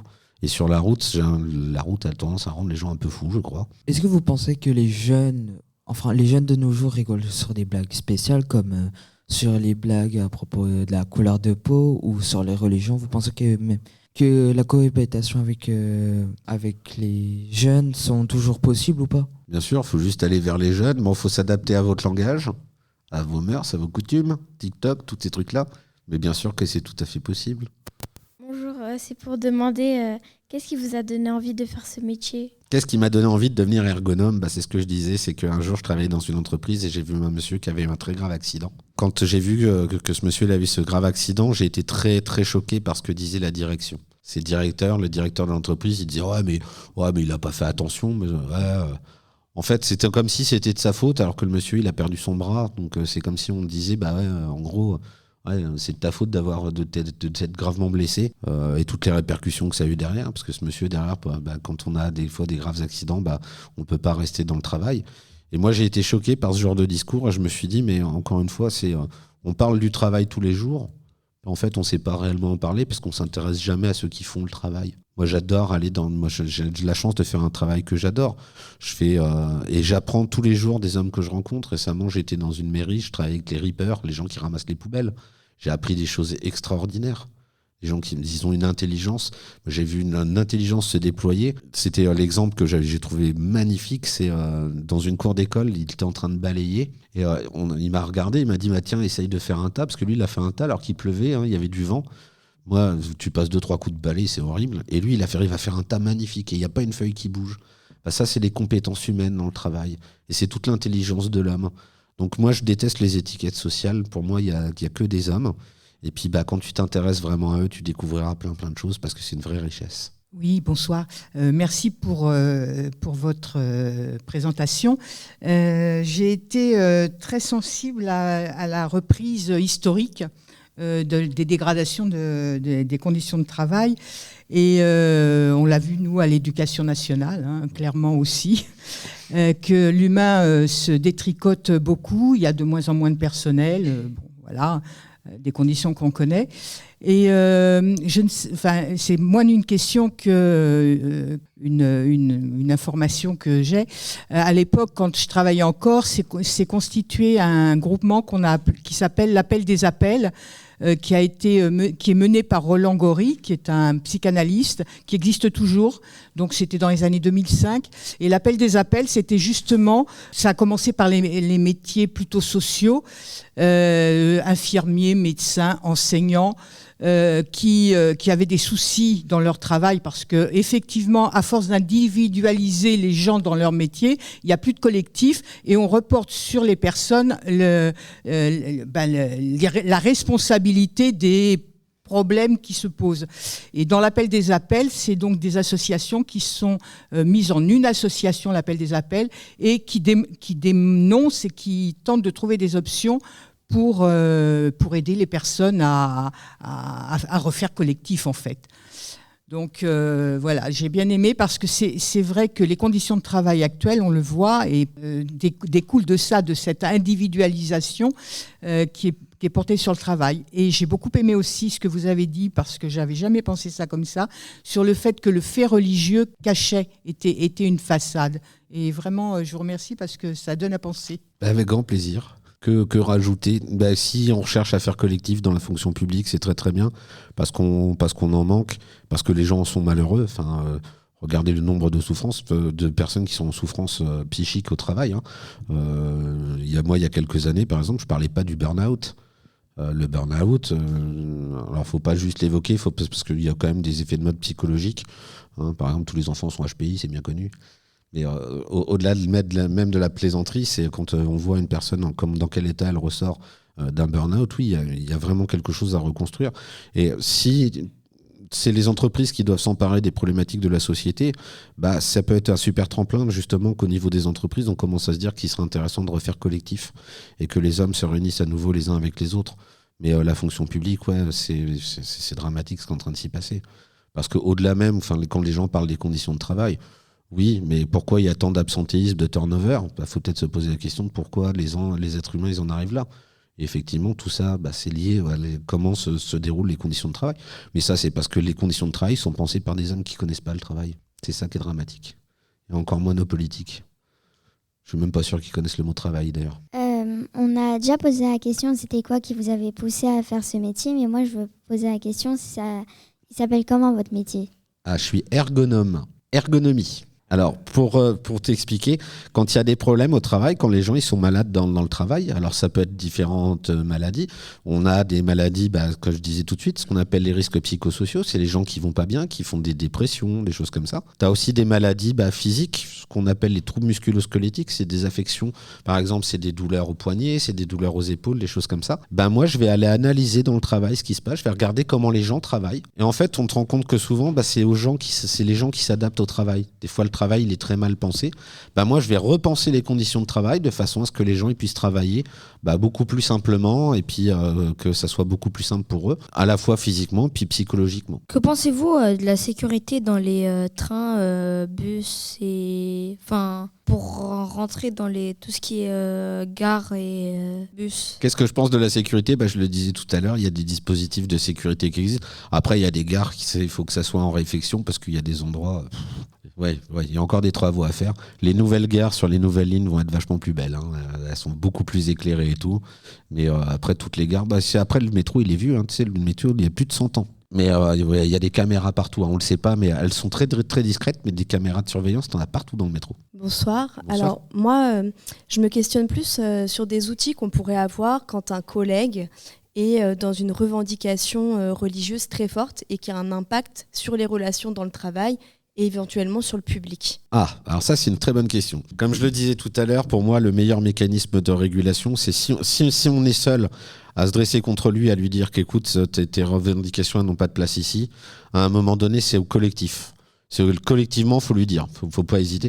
Encore une fois, faut sortir du schéma de la peur, faut dire non mais tes revendications elles n'ont rien à faire ici. Après, il y a plusieurs leviers d'action. Hein. Après, malheureusement, il y a la dimension coercitive. À un moment donné, la direction, elle doit aussi s'emparer de la problématique et aller lui dire, écoute, à un moment donné, t'es gentil, mais tes revendications, elles n'ont rien à faire ici.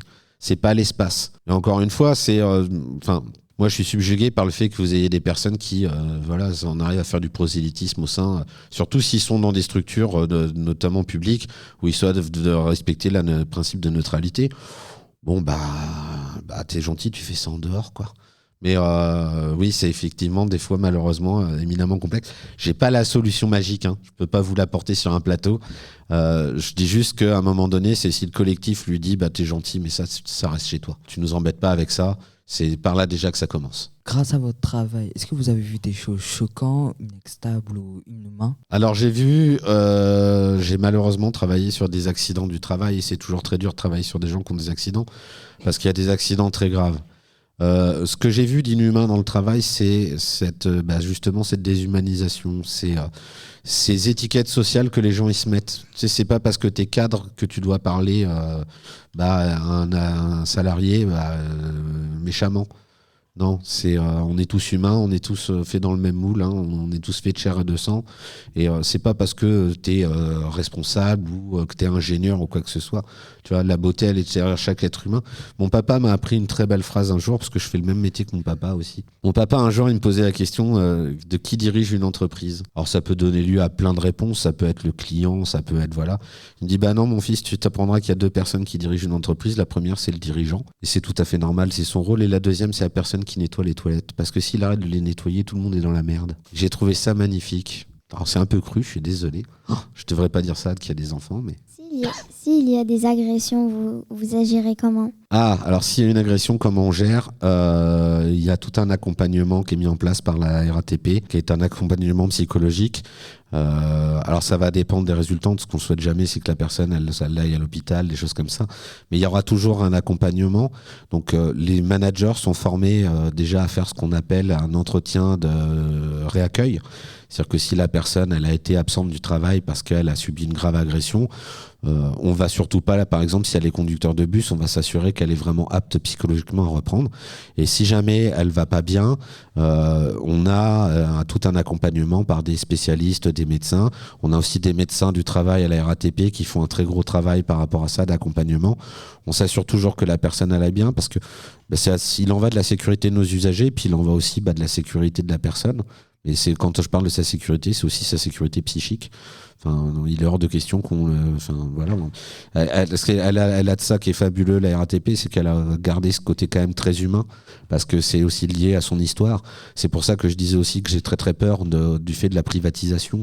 C'est que les boîtes à fric qui sont là que pour l'argent, demain, il y en a un qui est pas bien et qui doit démissionner, on le fout à la porte et c'est tout, quoi. Et c'est malheureusement ce qui se passe. Quelle est votre réaction quand vous voyez pas les jeunes d'aujourd'hui de plus de 14 ans, quand vous voyez leur manière de parler, à propos de religion? Alors, je les entends pas spécialement parler de religion parce que j'ai pas l'occasion de parler beaucoup. Moi, à la maison, ils sont plus grands que toi. Hein, ils sont beaucoup plus vieux. Il y en a un qui va avoir 18 ans, puis l'autre 20 ans. Donc, Mais non, si je devais parler avec des jeunes, déjà, je prendrais un traducteur. Parce que vous utilisez des mots qu'on comprend pas, mais c'est normal, c'est générationnel. Moi, à mon époque, j'utilisais des mots que tu ne comprendrais pas aujourd'hui. Non, mais si les jeunes, ils en parlent, encore une fois, moi, au contraire, parce que tu vois, tu es dans un pays qui te permet d'en parler. Et c'est ça qui est extraordinaire. Si tu as envie de parler de religion avec tes copains, tu as tout à fait le droit de le faire. Et c'est ça qui est le plus important. Tu sais, il y a des pays où tu n'as même pas le droit de regarder la télé. Si tu la regardes, tu risques de très graves sanctions. Donc, tu as de la chance d'être dans un pays qui te laisse la possibilité de parler de religion avec tes copains si tu as envie de parler. Si tu as envie de parler avec des mots qu'on ne comprend pas, nous les vieux, vas-y, et c'est normal, tu as tout à fait raison. Donc, au contraire, plus vous parlez de ça, plus ça t'aide à grandir, très bien, et plus ça t'aide à te faire des copains, tant mieux, c'est génial. Est-ce que vous avez encore confiance aux personnes de 12 ans, 13 ans et de 14 ans pour l'avenir d'aujourd'hui? Ouais, parce que, alors, bien sûr que j'ai confiance en vous et moi, ce qui me fait peur, c'est est-ce qu'on vous laissera les marges de manœuvre? Est-ce qu'on vous laissera faire? Est-ce qu'on vous laissera sauver le monde? Le problème, c'est tant qu'on aura des dirigeants qui n'auront pas compris ça. C'est là que je suis malheureusement un peu défaitiste par rapport à ça. Mais je pense que vous êtes d'une génération qui commence à comprendre plein de choses et peut-être même un peu trop de choses. Enfin, il y a un adage qui dit on n'hérite pas la terre de nos ancêtres, on l'emprunte à nos enfants. Je crois qu'on a un peu grillé la caisse et moi je suis écœuré, je suis dégoûté de me dire quel est le monde qu'on est en train de vous laisser. Et malheureusement, ça sera à vous de vous en sortir, quoi. Oui, bonsoir. Bonsoir. Moi, je voulais poser une question concernant l'aide aux usagers handicapés. Oui. Est-ce que cette aide, elle existe à la SNCF pour les personnes en fauteuil, notamment?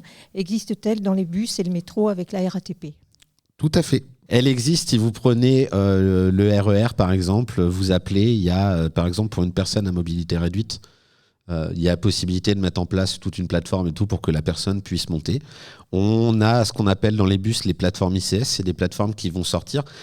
L'inconvénient, alors si je prends par exemple l'exemple des plateformes ICS, c'est que la configuration des routes à Paris fait que malheureusement il y a certaines stations de bus qui ne peuvent pas être desservies. Et le métro, alors aujourd'hui toutes les stations sont dites handi-accessibles. La RATP veille à ce que toutes les nouvelles stations qui soient créées respectent les normes d'accessibilité. Malheureusement, il est vrai encore aujourd'hui, c'est qu'il y a certaines stations historiques qui n'ont pas été pensées par ce biais-là et qui restent malheureusement difficilement, voire inaccessibles pour certaines personnes. Mais elle va dans le bon sens parce qu'aujourd'hui, vraiment... Et puis elle va pour moi vraiment plus dans le bon sens parce que c'est un sujet sur lequel j'ai beaucoup travaillé, sur l'insertion, le maintien de l'emploi des personnes handicapées. Elle a en son sein une équipe qui est vraiment, je vais dire très performante, c'est qu'ils vont au-delà de la compréhension du handicap, au-delà simplement des personnes à mobilité réduite. Parce que quand on pense le handicap, on le pense à travers ce prisme-là.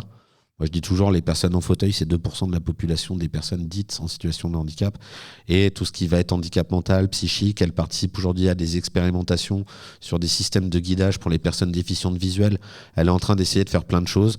Ça prend du temps. Rome, c'est pas fait en un jour, mais toujours est-il qu'elle s'est vraiment emparée de cette problématique. Elle fait évoluer les choses. Et moi, j'ai bon espoir là sur le système justement de guidage des personnes, parce que pouvoir guider une personne à aller prendre un bus, des choses comme ça, quand on est déficient visuel, c'est très très bien. Et du coup, la technologie, elle peut avoir du bon des fois par rapport à ça. Mais voilà, j'espère répondre à votre question. Malheureusement, encore une fois, tout sera pas fait en un jour. Et puis il y aura certaines vieilles stations, on aura du mal à creuser plus. Est-ce que vous comprenez les personnes qui crachent sur la génération d'aujourd'hui? C'est des gens qui pensent ça. Je me dis, c'est bien triste pour eux et tu dois être bien malheureux dans ta tête parce que tu as été jeune un jour, tu l'as été aussi. Et d'apprendre à aller vers les jeunes plutôt que de tout de suite commencer à penser que c'est des petits diables en culotte courte. Et encore une fois, mais c'est lié à l'image des médias, beaucoup qui sont forgés à travers ça. Je dis, si tu leur tendais la main et que tu allais apprendre, tu te grandiras un peu, déjà humainement. Et c'est comme ça qu'on peut se grandir avant tout. Pourquoi les chauffeurs de bus et de train, ils n'ont pas d'autorité, enfin, ils ne peuvent pas répondre aux passagers? Parce que je pense qu'ils ont un peu peur des fois dans certaines situations, parce que je pense qu'ils sont aussi blasés par moments, parce que je pense qu'il y en a aussi qui sont très humains et qui comprennent qu'il y a des gens qui n'ont pas les moyens de se payer nécessairement un ticket de bus.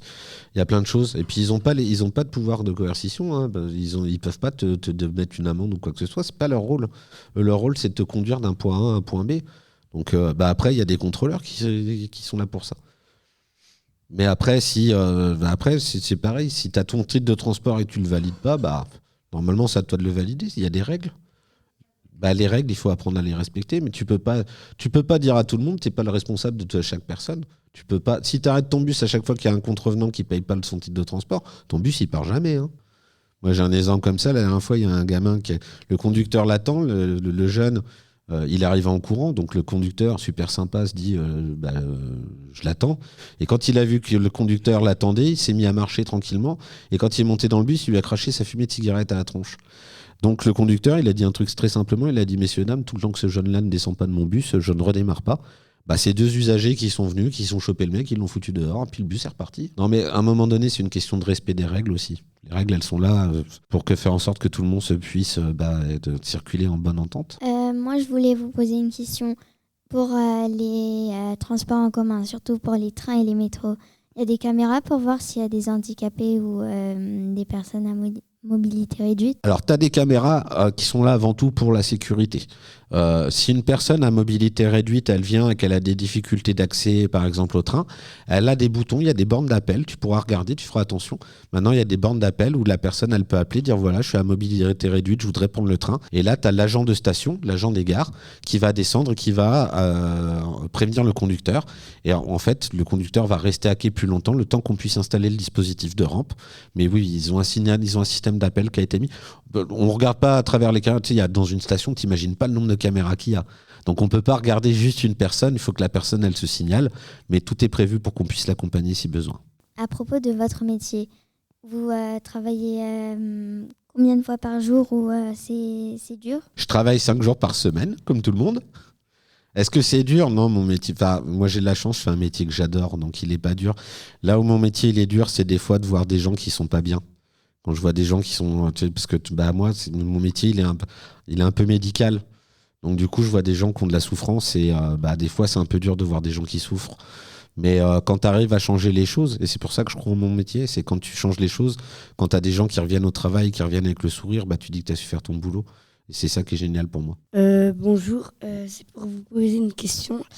Pourquoi les contrôleurs ne sont pas à chaque arrêt pour vérifier?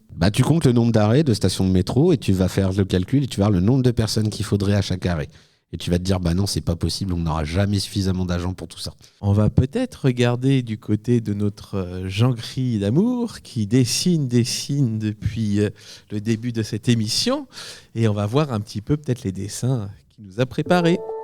RERS, Évry-Centre-Essonne, propose une formation valeurs de la République et laïcité. Dans un contexte social et politique marqué par les tensions et les crispations autour du fait religieux, RERS, Évry-Centre-Essonne, propose une formation valeurs de la République et laïcité. Dans un contexte social et politique marqué par les tensions et les crispations autour du fait religieux, la laïcité est souvent mal comprise. La formation valeurs et République de la laïcité a été conçue pour permettre aux stagiaires de contribuer à promouvoir la concorde universelle et partager les valeurs de la République au quotidien. La formation valeurs de la République et laïcité permet aux agents publics, aux professionnels et aux bénévoles associatifs d'être au clair avec le principe de laïcité, de mieux comprendre comment l'appliquer et l'expliquer dans l'exercice de leur métier. Cette formation est reconnue par le contrat d'engagement républicain. Son coût est pris intégralement en charge par l'État. Pour en savoir plus et connaître le calendrier des sessions à venir, contactez RERS au 09 79 73 45 77. Oui, effectivement, c'est très intéressant, merci beaucoup. Effectivement, les problèmes de transport sont des problèmes qui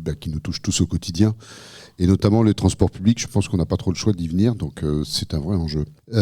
J'ai été interpellé, ou plutôt pas interpellé, ça a hélas rappelé les attaques régulières sur le service public, et notamment cette baisse de la culture de la confiance tout le temps, qui fait qu'on fait du reporting tout le temps. Et notamment cette déshumanisation des services publics, mais pas que, bien sûr.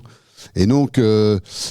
là, c'est transport public de la réussite collective à la performance personnelle, puisque c'est les mots que vous aviez utilisés, où d'un côté, on a un call center où il y a écrit régulation, puis ils sont avec régulation bonjour, et en face, il y a reporting, où ils ont des tableaux Excel, et il y en a un qui dit ils sont un peu lents, et l'autre qui dit je préviens le boss, qui est à mon avis un petit peu la tendance actuelle qu'on a dans la dérive libérale des services publics.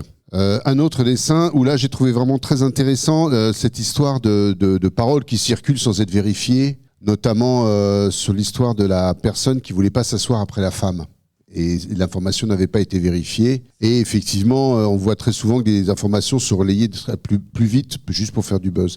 Et donc là, RATP se renseignait avant d'en parler. Et donc effectivement, il y a quelqu'un qui dit « mais je ne vais pas m'asseoir après cette femme ». Et il montre le siège sur lequel il y a une gigantesque poubelle ouverte qui sent mauvais avec une crotte au pied. Et l'autre lui répond « islamiste ».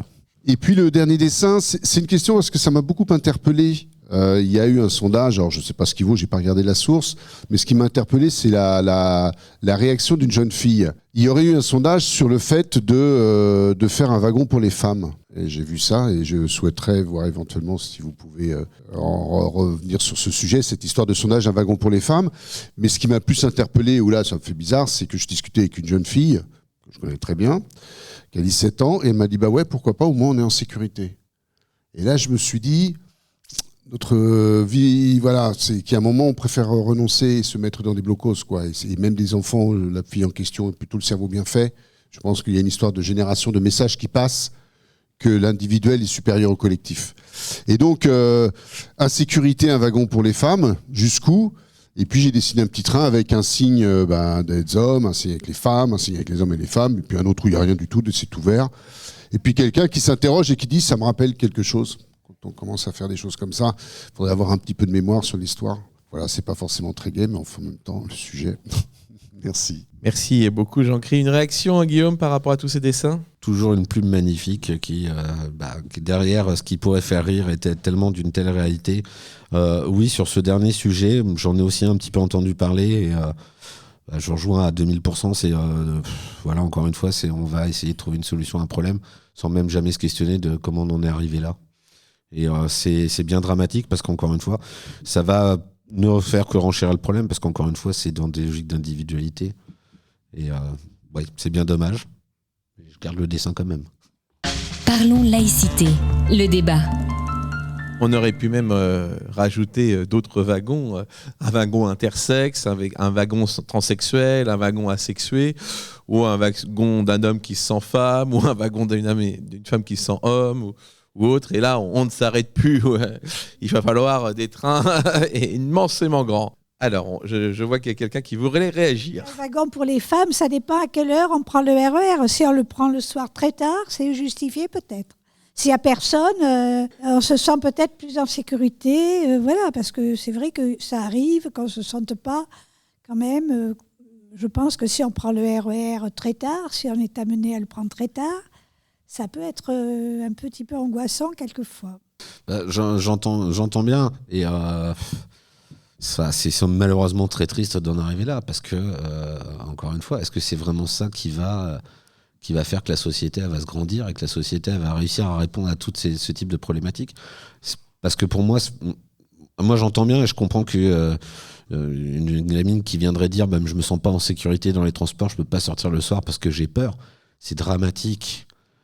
Et s'il y avait ça comme solution et qu'elle se sent rassurée, j'aurais tendance à dire oui, tant mieux, mais est-ce que c'est ça qui va nous permettre de nous en sortir et de comprendre et de prendre du recul et d'analyser et d'apporter les vraies solutions ? Parce que démultiplier les solutions comme ça nous fait que de nous conduire dans le mur. Hein. Moi, je voulais juste réagir par rapport à ce qui vient d'être dit. Effectivement, prendre des transports parfois le soir, mais c'est aussi être conscient que... du risque qu'on prend si on reste tout seul dans un wagon. Enfin, moi, ça m'est déjà arrivé. Mais qu'est-ce que je fais ? Je descends et puis je vais voir où est-ce qu'il y a du monde et je me mets avec les autres. Donc, être ensemble, c'est déjà la meilleure protection.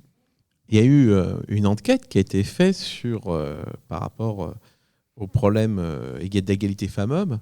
Et cette enquête montrait que 100% des femmes sont victimes d'harcèlement dans les transports en commun. Est-ce que tu pourrais nous commenter ceci ? Alors, j'ai pas connaissance de cette statistique, mais ça veut dire que 100% des hommes sont des cons. Non, au-delà de ça, c'est dramatique. Encore une fois, moi, j'ai pas tous les facteurs explicatifs qui font que des personnes puissent très mal se comporter. Et je pense que ça n'a pas nécessairement à voir avec les questions de religion ou quoi que ce soit. Hein. C'est aussi des questions... Ça commence avant tout par l'éducation. C'est bien triste malheureusement d'en être arrivé là. Pourtant, Dieu sait que la féminisation, parce que ça c'est un point que j'ai oublié d'évoquer tout à l'heure. S'il y a un point qui marche très très bien, et ce qu'on a beaucoup constaté à la RATP, c'était le responsable du conseil d'éthique qui m'avait expliqué ça, j'avais trouvé ça fabuleux. Il dit, on sait qu'aujourd'hui, plus il y a de féminisation dans les équipes, plus il y a des femmes dans l'encadrement, et mieux ça a tendance à se passer, et plus ça résorbe les questions de faits religieux.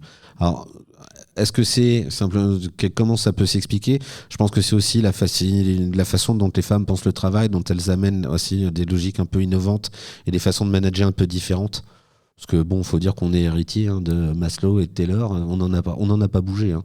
On a juste changé l'englobage, on a juste changé les terminologies, on a fait beaucoup de novlangues, mais les méthodes d'organisation, elles sont toujours les mêmes. Et je pense que la féminisation de la société, elle a tout à nous faire gagner, à nous faire progresser. Alors moi j'en ai une, puisque j'ai vu un article qui est paru dans la presse, c'était je crois dans le Parisien, un prêtre qui bénit le téléphérique atteinte à la laïcité ou tradition. C'était une vidéo qui a été diffusée un vendredi qui montrait un homme d'église en train de bénir le câble 1 qui sera mis en place le 13 décembre, un acte dénoncé par un syndicaliste de la RATP. Pour moi, c'est une atteinte à la laïcité. C'est lamentable de faire ça. Mais ça, je suppose qu'en période électorale, c'est pour répondre encore à certaines logiques sous-jacentes. Enfin, quand je dis qu'il y a toujours à aller chercher derrière, c'est de posez-vous toujours la question de pourquoi un politique il fait ça. Ces gens-là font jamais les choses vis-à-vis pour la population, c'est toujours à réfléchir de ce qu'ils font pour eux. Et je pense qu'il y a quelque chose à aller creuser. Enfin, je connais pas tous les temps les aboutissants, mais par contre pour moi c'est une véritable atteinte à la laïcité, c'est dramatique. Heureusement que c'est eux qui doivent montrer l'exemple. En tout cas, l'article montre qu'il se renvoie la patate chaude. Le conseil régional d'Île-de-France dit que c'est pas elle du tout qui a organisé l'événement, que c'est une organisation de fin de chantier habituellement. Bon, là... ça c'est comme tout politique, quand ça se passe bien c'est grâce à eux, quand ça se passe mal c'est à cause de l'autre. La remise en question, il faudrait qu'ils apprennent un jour, ça leur ferait beaucoup de bien je crois. Excusez-moi, vous allez finir par penser que j'aime pas les politiques. Ce qui est un peu le cas d'ailleurs. Alors ça dépend si tu aimes ou pas les politiques, parce que si on prend politique au sens grec du terme, politico ça veut dire vie de la cité. Oui. Donc nous sommes tous des acteurs politiques. C'est donc clair. Ça veut dire que tu ne t'aimes pas ? Si, comme ça, vu comme ça. Bon, alors du coup, c'est l'utilisation qu'on en fait dans nos sociétés modernes. Alors, j'avais entendu plusieurs situations, notamment, je voulais revenir sur une citation qu'on avait pu évoquer en d'autres temps. C'était un conducteur de bus qui s'arrête au moment d'une sonnerie de son téléphone, une sonnerie d'appel à la prière. Ouais, qui est descendu, qui a fait la prière avec les usagers dans le bus. Voilà. Il a été licencié directement, faut pas chercher. Voilà, on a aussi parfois des situations quand même assez cocasses là-dessus. Oui, mais de toute façon, des exemples dans plein d'entreprises, que ce soit les entreprises de transport ou dans n'importe quelle autre, il y en a plein, malheureusement. Pareil. Mais ça, c'est des exemples comme ça et de l'instrumentalisation de ce type d'exemples. Ça peut des fois malheureusement prêter à sourire quand ça n'a pas des graves conséquences. Je ne sais pas si vous vous souvenez par exemple de cette gamine qui avait été refusée par un employeur parce qu'elle portait le voile. Et tout de suite, mais c'est le milieu privé, et tout de suite ils ont dit la laïcité, mais alors il faudrait rappeler aux gens parce que tout de suite, encore une fois, on a fait plein d'amalgames. Il faudrait juste rappeler qu'un employeur de statut privé n'a pas à appliquer les principes de laïcité. Bien sûr que les gens ont le droit de venir avec leur religion, mais c'est très encadré. On ne peut pas non plus, bien sûr, interdire aux gens de croire, ni d'arborer certains signes religieux, mais il y a quand même une certaine limitation, notamment pour tout ce qui va être image de marque de l'entreprise ou pour tout ce qui est question de santé et de sécurité. Bon, là, en l'occurrence, c'était simplement parce que quand il y a une tenue professionnelle, tu te dois de respecter la tenue professionnelle qu'on va t'imposer. Et si elle implique de ne pas porter de signes ostentatoires, tu respectes la consigne. À un moment donné, mais ça a fait le buzz et c'est quand même dramatique, c'est que le directeur de ce magasin a été menacé de mort par la suite. C'est dramatique, encore une fois, parce qu'on n'a pas su l'expliquer. Et au nom de quoi, encore une fois, instrumentalisation au nom de la laïcité, en disant mais qu'est-ce qu'on fait de la laïcité ? La laïcité, elle s'applique pas. Ce serait bien de faire un peu de pédagogie. C'est là toute l'importance de la pédagogie, d'expliquer ce que c'est réellement. Tu dis justement que la liberté religieuse dans l'entreprise privée, dans une association de droit privé, c'est la règle. Elle peut être quand même limitée pour 3 raisons. Les raisons d'hygiène et de sécurité. On peut imaginer une machine-outil que l'individu utilise. Il y a la personne une grande barbe, un grand voile, et ça se prend dans la machine. Donc on peut restreindre la liberté religieuse pour des questions d'hygiène et de sécurité. Pour la réalisation de la mission du salarié, si par exemple le salarié travaille dans une entreprise qui a une mission de service public, même si c'est de droit privé, obligation aussi pour la réalisation de sa mission du salarié d'exercer, de restreindre sa liberté religieuse. 3e cas, au niveau de l'intérêt économique de l'entreprise. Par exemple, on peut voir les supermarchés, on peut voir par exemple des caissiers ou des caissières dans certains supermarchés, on va dire vous n'avez pas le droit aux signes religieux, ni aux signes politiques, ni aux signes syndicaux. Vous avez parfois d'ailleurs même un uniforme à porter. Pourquoi ? Parce que c'est l'image de la structure. Donc on peut restreindre la liberté religieuse pour ça. Et bien sûr, ça peut être inscrit dans le règlement intérieur. Tout à fait. Non, moi, ce qui me fait un petit peu peur aujourd'hui, c'est la réappropriation des soi-disant situations liées à des faits religieux par l'extrême droite. Et Juste pour info, il y a un petit article qui vient juste de sortir, je viens de voir ça il y a 5 minutes. Donc une personne de l'extrême droite s'est permis de prendre en photo des élèves à l'Assemblée nationale, dont une jeune fille voilée. Et là, ça y est, on est sur le débat de est-ce qu'elle a le droit ou pas d'être voilée à l'Assemblée nationale. Et voilà, il y a une réappropriation énorme. Et ça, franchement, ça fait encore qu'on va tous se séparer et qu'on va concentrer les débats sur des choses finalement qui ne sont pas très intéressantes. Alors, j'étais pas au courant de cette histoire, mais c'est quoi? Donc, c'est des enfants qui sont... Mais ils étaient dans quel cadre? Ouais, moi j'ai vu ça il y a 5 minutes là en regardant. D'accord. Et c'est des élèves et puis dedans il y avait une jeune fille voilée et ça fait tout un débat monumental à l'Assemblée nationale. La réponse, elle est simple à cette question. C'est est-ce que on est dans le cadre du temps scolaire? S'il y a le temps scolaire et que c'est des élèves, absolument pas le droit aux signes religieux ostensibles. Ostensibles, ça veut dire qu'ils sont visibles. On a le droit à des signes religieux cachés sous les vêtements, mais pas visibles. Si c'est sur le temps scolaire. Si c'est pas sur le temps scolaire, on a le droit de venir avec un signe religieux, même à l'Assemblée nationale. Il n'y a rien qui l'interdit. Non, mais là-dessus, alors, quel que soit le débat, en fait, effectivement, qui ou non pas respect des règles, la vraie dangerosité derrière tout ça, c'est ce que vous venez de souligner, c'est la récupération que va en faire le Rassemblement. Enfin, oui, c'est le RN, c'est le fou entre Front et RN, c'est le même combat dans la connerie. Mais ça va être les récupérations qu'ils vont en faire, bien évidemment. Et encore une fois, comme vous le dites si bien, ça va encore nous conduire à nous diviser toujours un peu plus. Alors là, on est en train de parler de la laïcité, mais j'aimerais bien une petite définition de la laïcité. Pour moi, la définition de la laïcité, c'est la liberté de conscience avant toute chose qui nous est garantie. Donc tu as le droit de penser, de croire ou de ne pas croire. Et en fait, la seule chose qu'on nous impose la laïcité dans les entreprises publiques, c'est de respecter toutes les croyances et surtout pas, à un moment donné, de faire de discrimination.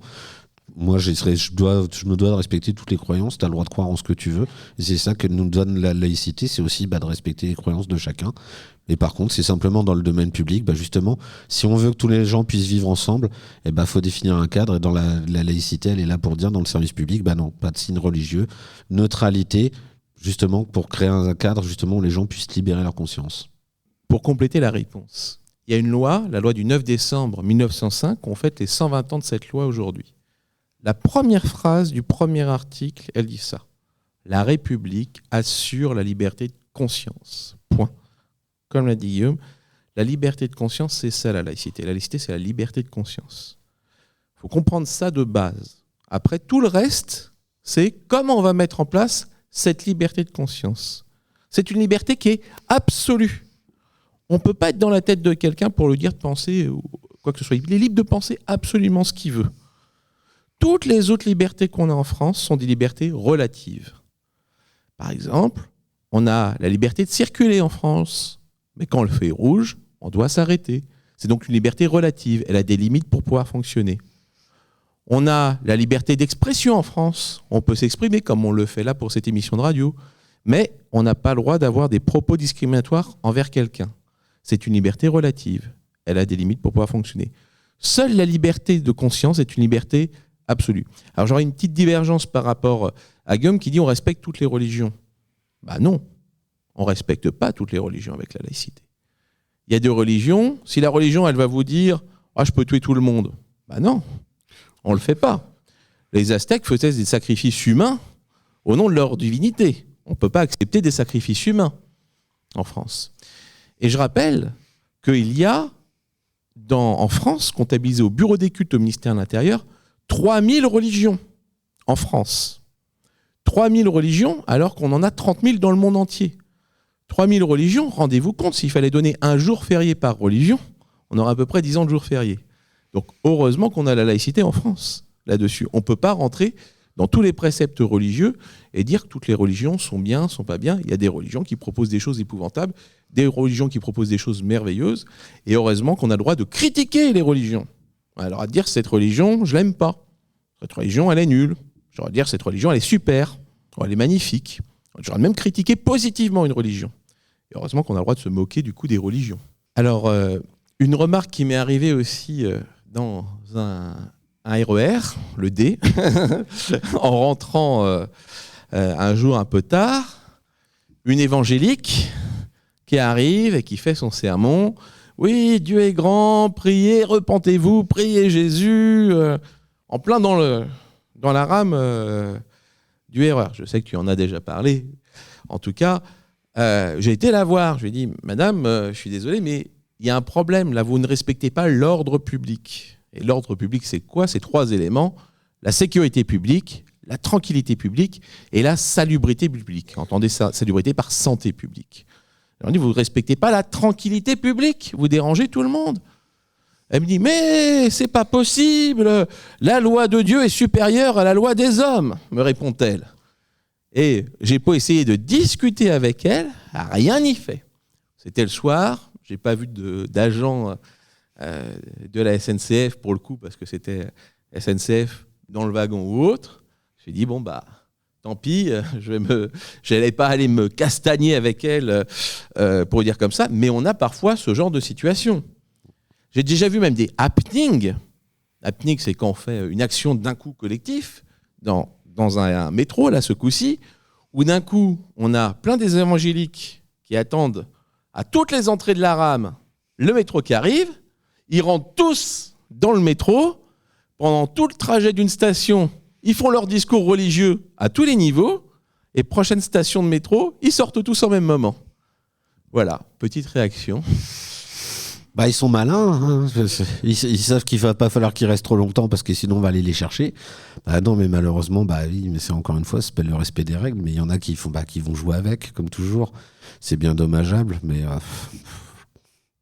il faut au moins essayer de leur dire ouais, vous ne respectez pas la tranquillité. Parce que bon, si elles pensent que sa loi est supérieure aux autres, encore une fois, il faut faire de la gestion de conflit pour comprendre comment on peut essayer d'apaiser les tensions, déjà. Mais autrement, non, bah oui, mais par contre, qu'ils en arrivent à faire ça, ouais, bah c'est bien. Ils font le buzz, je suppose qu'ils se filment et qu'ils mettent ça sur les réseaux, forcément. Oui, bah ça va avec. Non, j'ai pas d'autre réaction que... Il faut rappeler qu'on n'a pas le droit de faire de prosélytisme dans les services publics. On peut faire du prosélytisme, aller dire « Ah bah venez dans ma religion, c'est bien, venez dans mon parti politique, c'est bien, dans mon syndicat, dans mon association, c'est bien ». On a le droit de faire du prosélytisme. On n'a pas le droit de faire dans les services publics et quand il est abusif. Quand on oblige quelqu'un ou qu'on l'embête, là, c'est pas possible, on ne peut pas. Moi, je voulais me poser une question. Quand il y a une personne qui est dans une situation de handicap, par exemple dans les métros ou les transports en commun, est-ce que vous pensez qu'il y aurait des personnes qui n'aimeraient pas rester à côté de cette personne ou de critiquer son physique ou quelque chose d'autre? Vous pensez que les personnes à côté ils vont réagir? Je le souhaite. Moi, je préférerais, tu vois, que personne ne commence à les critiquer ou se moquer d'eux. Le handicap, c'est une richesse. C'est pas parce que tu es différent. Moi, j'ai vu des personnes handicapées, tu n'imagines pas l'intelligence qu'elles ont. L'intelligence du cœur, surtout, que j'ai connu chez ces personnes-là. Donc, les critiquer, il faut juste être un sombre idiot. Déjà, de commencer à les critiquer. Et j'espère que les gens leur diront, bah oui, mais attends, arrête. Alors, notre Jean-Cri bien-aimé a encore fait un dessin. Mais explique-nous, Jean-Cri, c'est quoi ce nouveau dessin? Oui, je trouvais que j'avais été un peu tristoun sur les précédents. Donc là, vous aviez soulevé le fait d'intervenir ou pas quand on est chauffeur de bus. Donc, c'est un dessin, là, donc, le titre « Chauffeur de bus intervenir ». Et puis, on a le chauffeur, donc là, le bus est vu de face. Et derrière, on voit comme le village gaulois, vous savez, quand ils s'entretuent, là, avec les explosions dans tous les sens, quoi, quand le village gaulois se bat. Et il est là, il tient son volant, il fait « j'y vais ou j'y vais pas ». Bah moi, personnellement, j'y vais pas. À part si j'ai de la potion magique. Que pensez-vous des personnes qui se moquent comme on a déjà dit, des personnes qui font leur discours religieux dans les trains, qui crient des discours religieux? Bah, je pense que c'est un problème d'éducation parce qu'il n'est jamais bon de se moquer de l'autre. On est tous différents, encore une fois. Il faut apprendre à se regarder un peu devant un miroir. Et surtout quand je vois des personnes, par exemple, quand je vois des personnes qui se moquent des personnes handicapées, j'ai envie de leur dire, mais vous savez, peut-être que la vie, demain, c'est vous qui serez comme ça. Il y a des gens qui se sont moqués des personnes handicapées, j'en ai connu. Et puis quand j'ai vu que, tu vois, le fait de la vie, ils sont devenus à leur tour des personnes en situation de handicap. Donc se moquer, c'est jamais bien. Après que quelqu'un, ce que tu dis, par contre, si c'est une personne qui fait du prosélytisme dans les transports, déjà, on l'a dit, elle n'a pas le droit. Mais quelqu'un qui se moque de quelqu'un qui a une religion, faut pas se moquer de la personne. Tu as le droit de te moquer de la religion de la personne. Mais de se moquer de quelqu'un, c'est pas bien. Hein. Faut pas faire ça. Merci beaucoup. Applaudir et remercier Guillaume. Un grand merci à toi Guillaume d'être venu jusqu'à nous pour nous parler de tout ça. Merci bien sûr à Alain qui a fait la première partie de l'émission. Merci à Jean-Cry pour tous ses dessins. Et puis bien, l'émission va bientôt se clôturer, mais on ne va pas se clôturer sans que je vous annonce le programme de la prochaine émission. Puisque nous retrouverons le jeudi 4 décembre ici même à la MJC Simone Signoret. Le thème, ça sera laïcité et liberté de conscience au sein des familles musulmanes françaises.